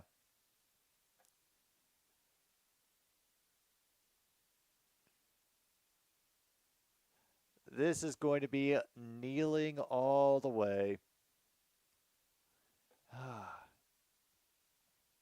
All right, back to the bingo list while we count down the rest of this. We have number of lead changes under 2.5. Number turnovers in the game. Actually, that is something good we can check right now. Team stats. We had 3 turnovers in the game, so we had over 2.5 turnovers. Mark that off on your card if you have it. And yeah, the Isotopes win a preseason game. The line is for the regular season only. Come on. Remember, preseason can tell a lot about what could happen, but it's not an indicator of what will. So, I'm not going to get cocky. Detroit Lions are not winning the Purple Woomba. Won't definitively say that or not until after Week 17 is done.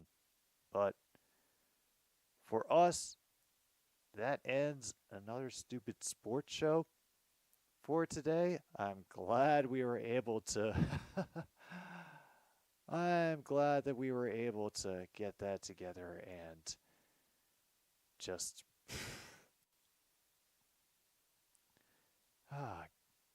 I had so much stuff that was broken before the stream started.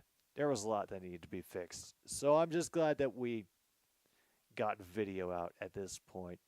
Thank you for tuning in, everybody. This is Jim B here on 106.9 Click FM. I will see you hopefully tomorrow afternoon. Good night, Milwaukee, wherever you are.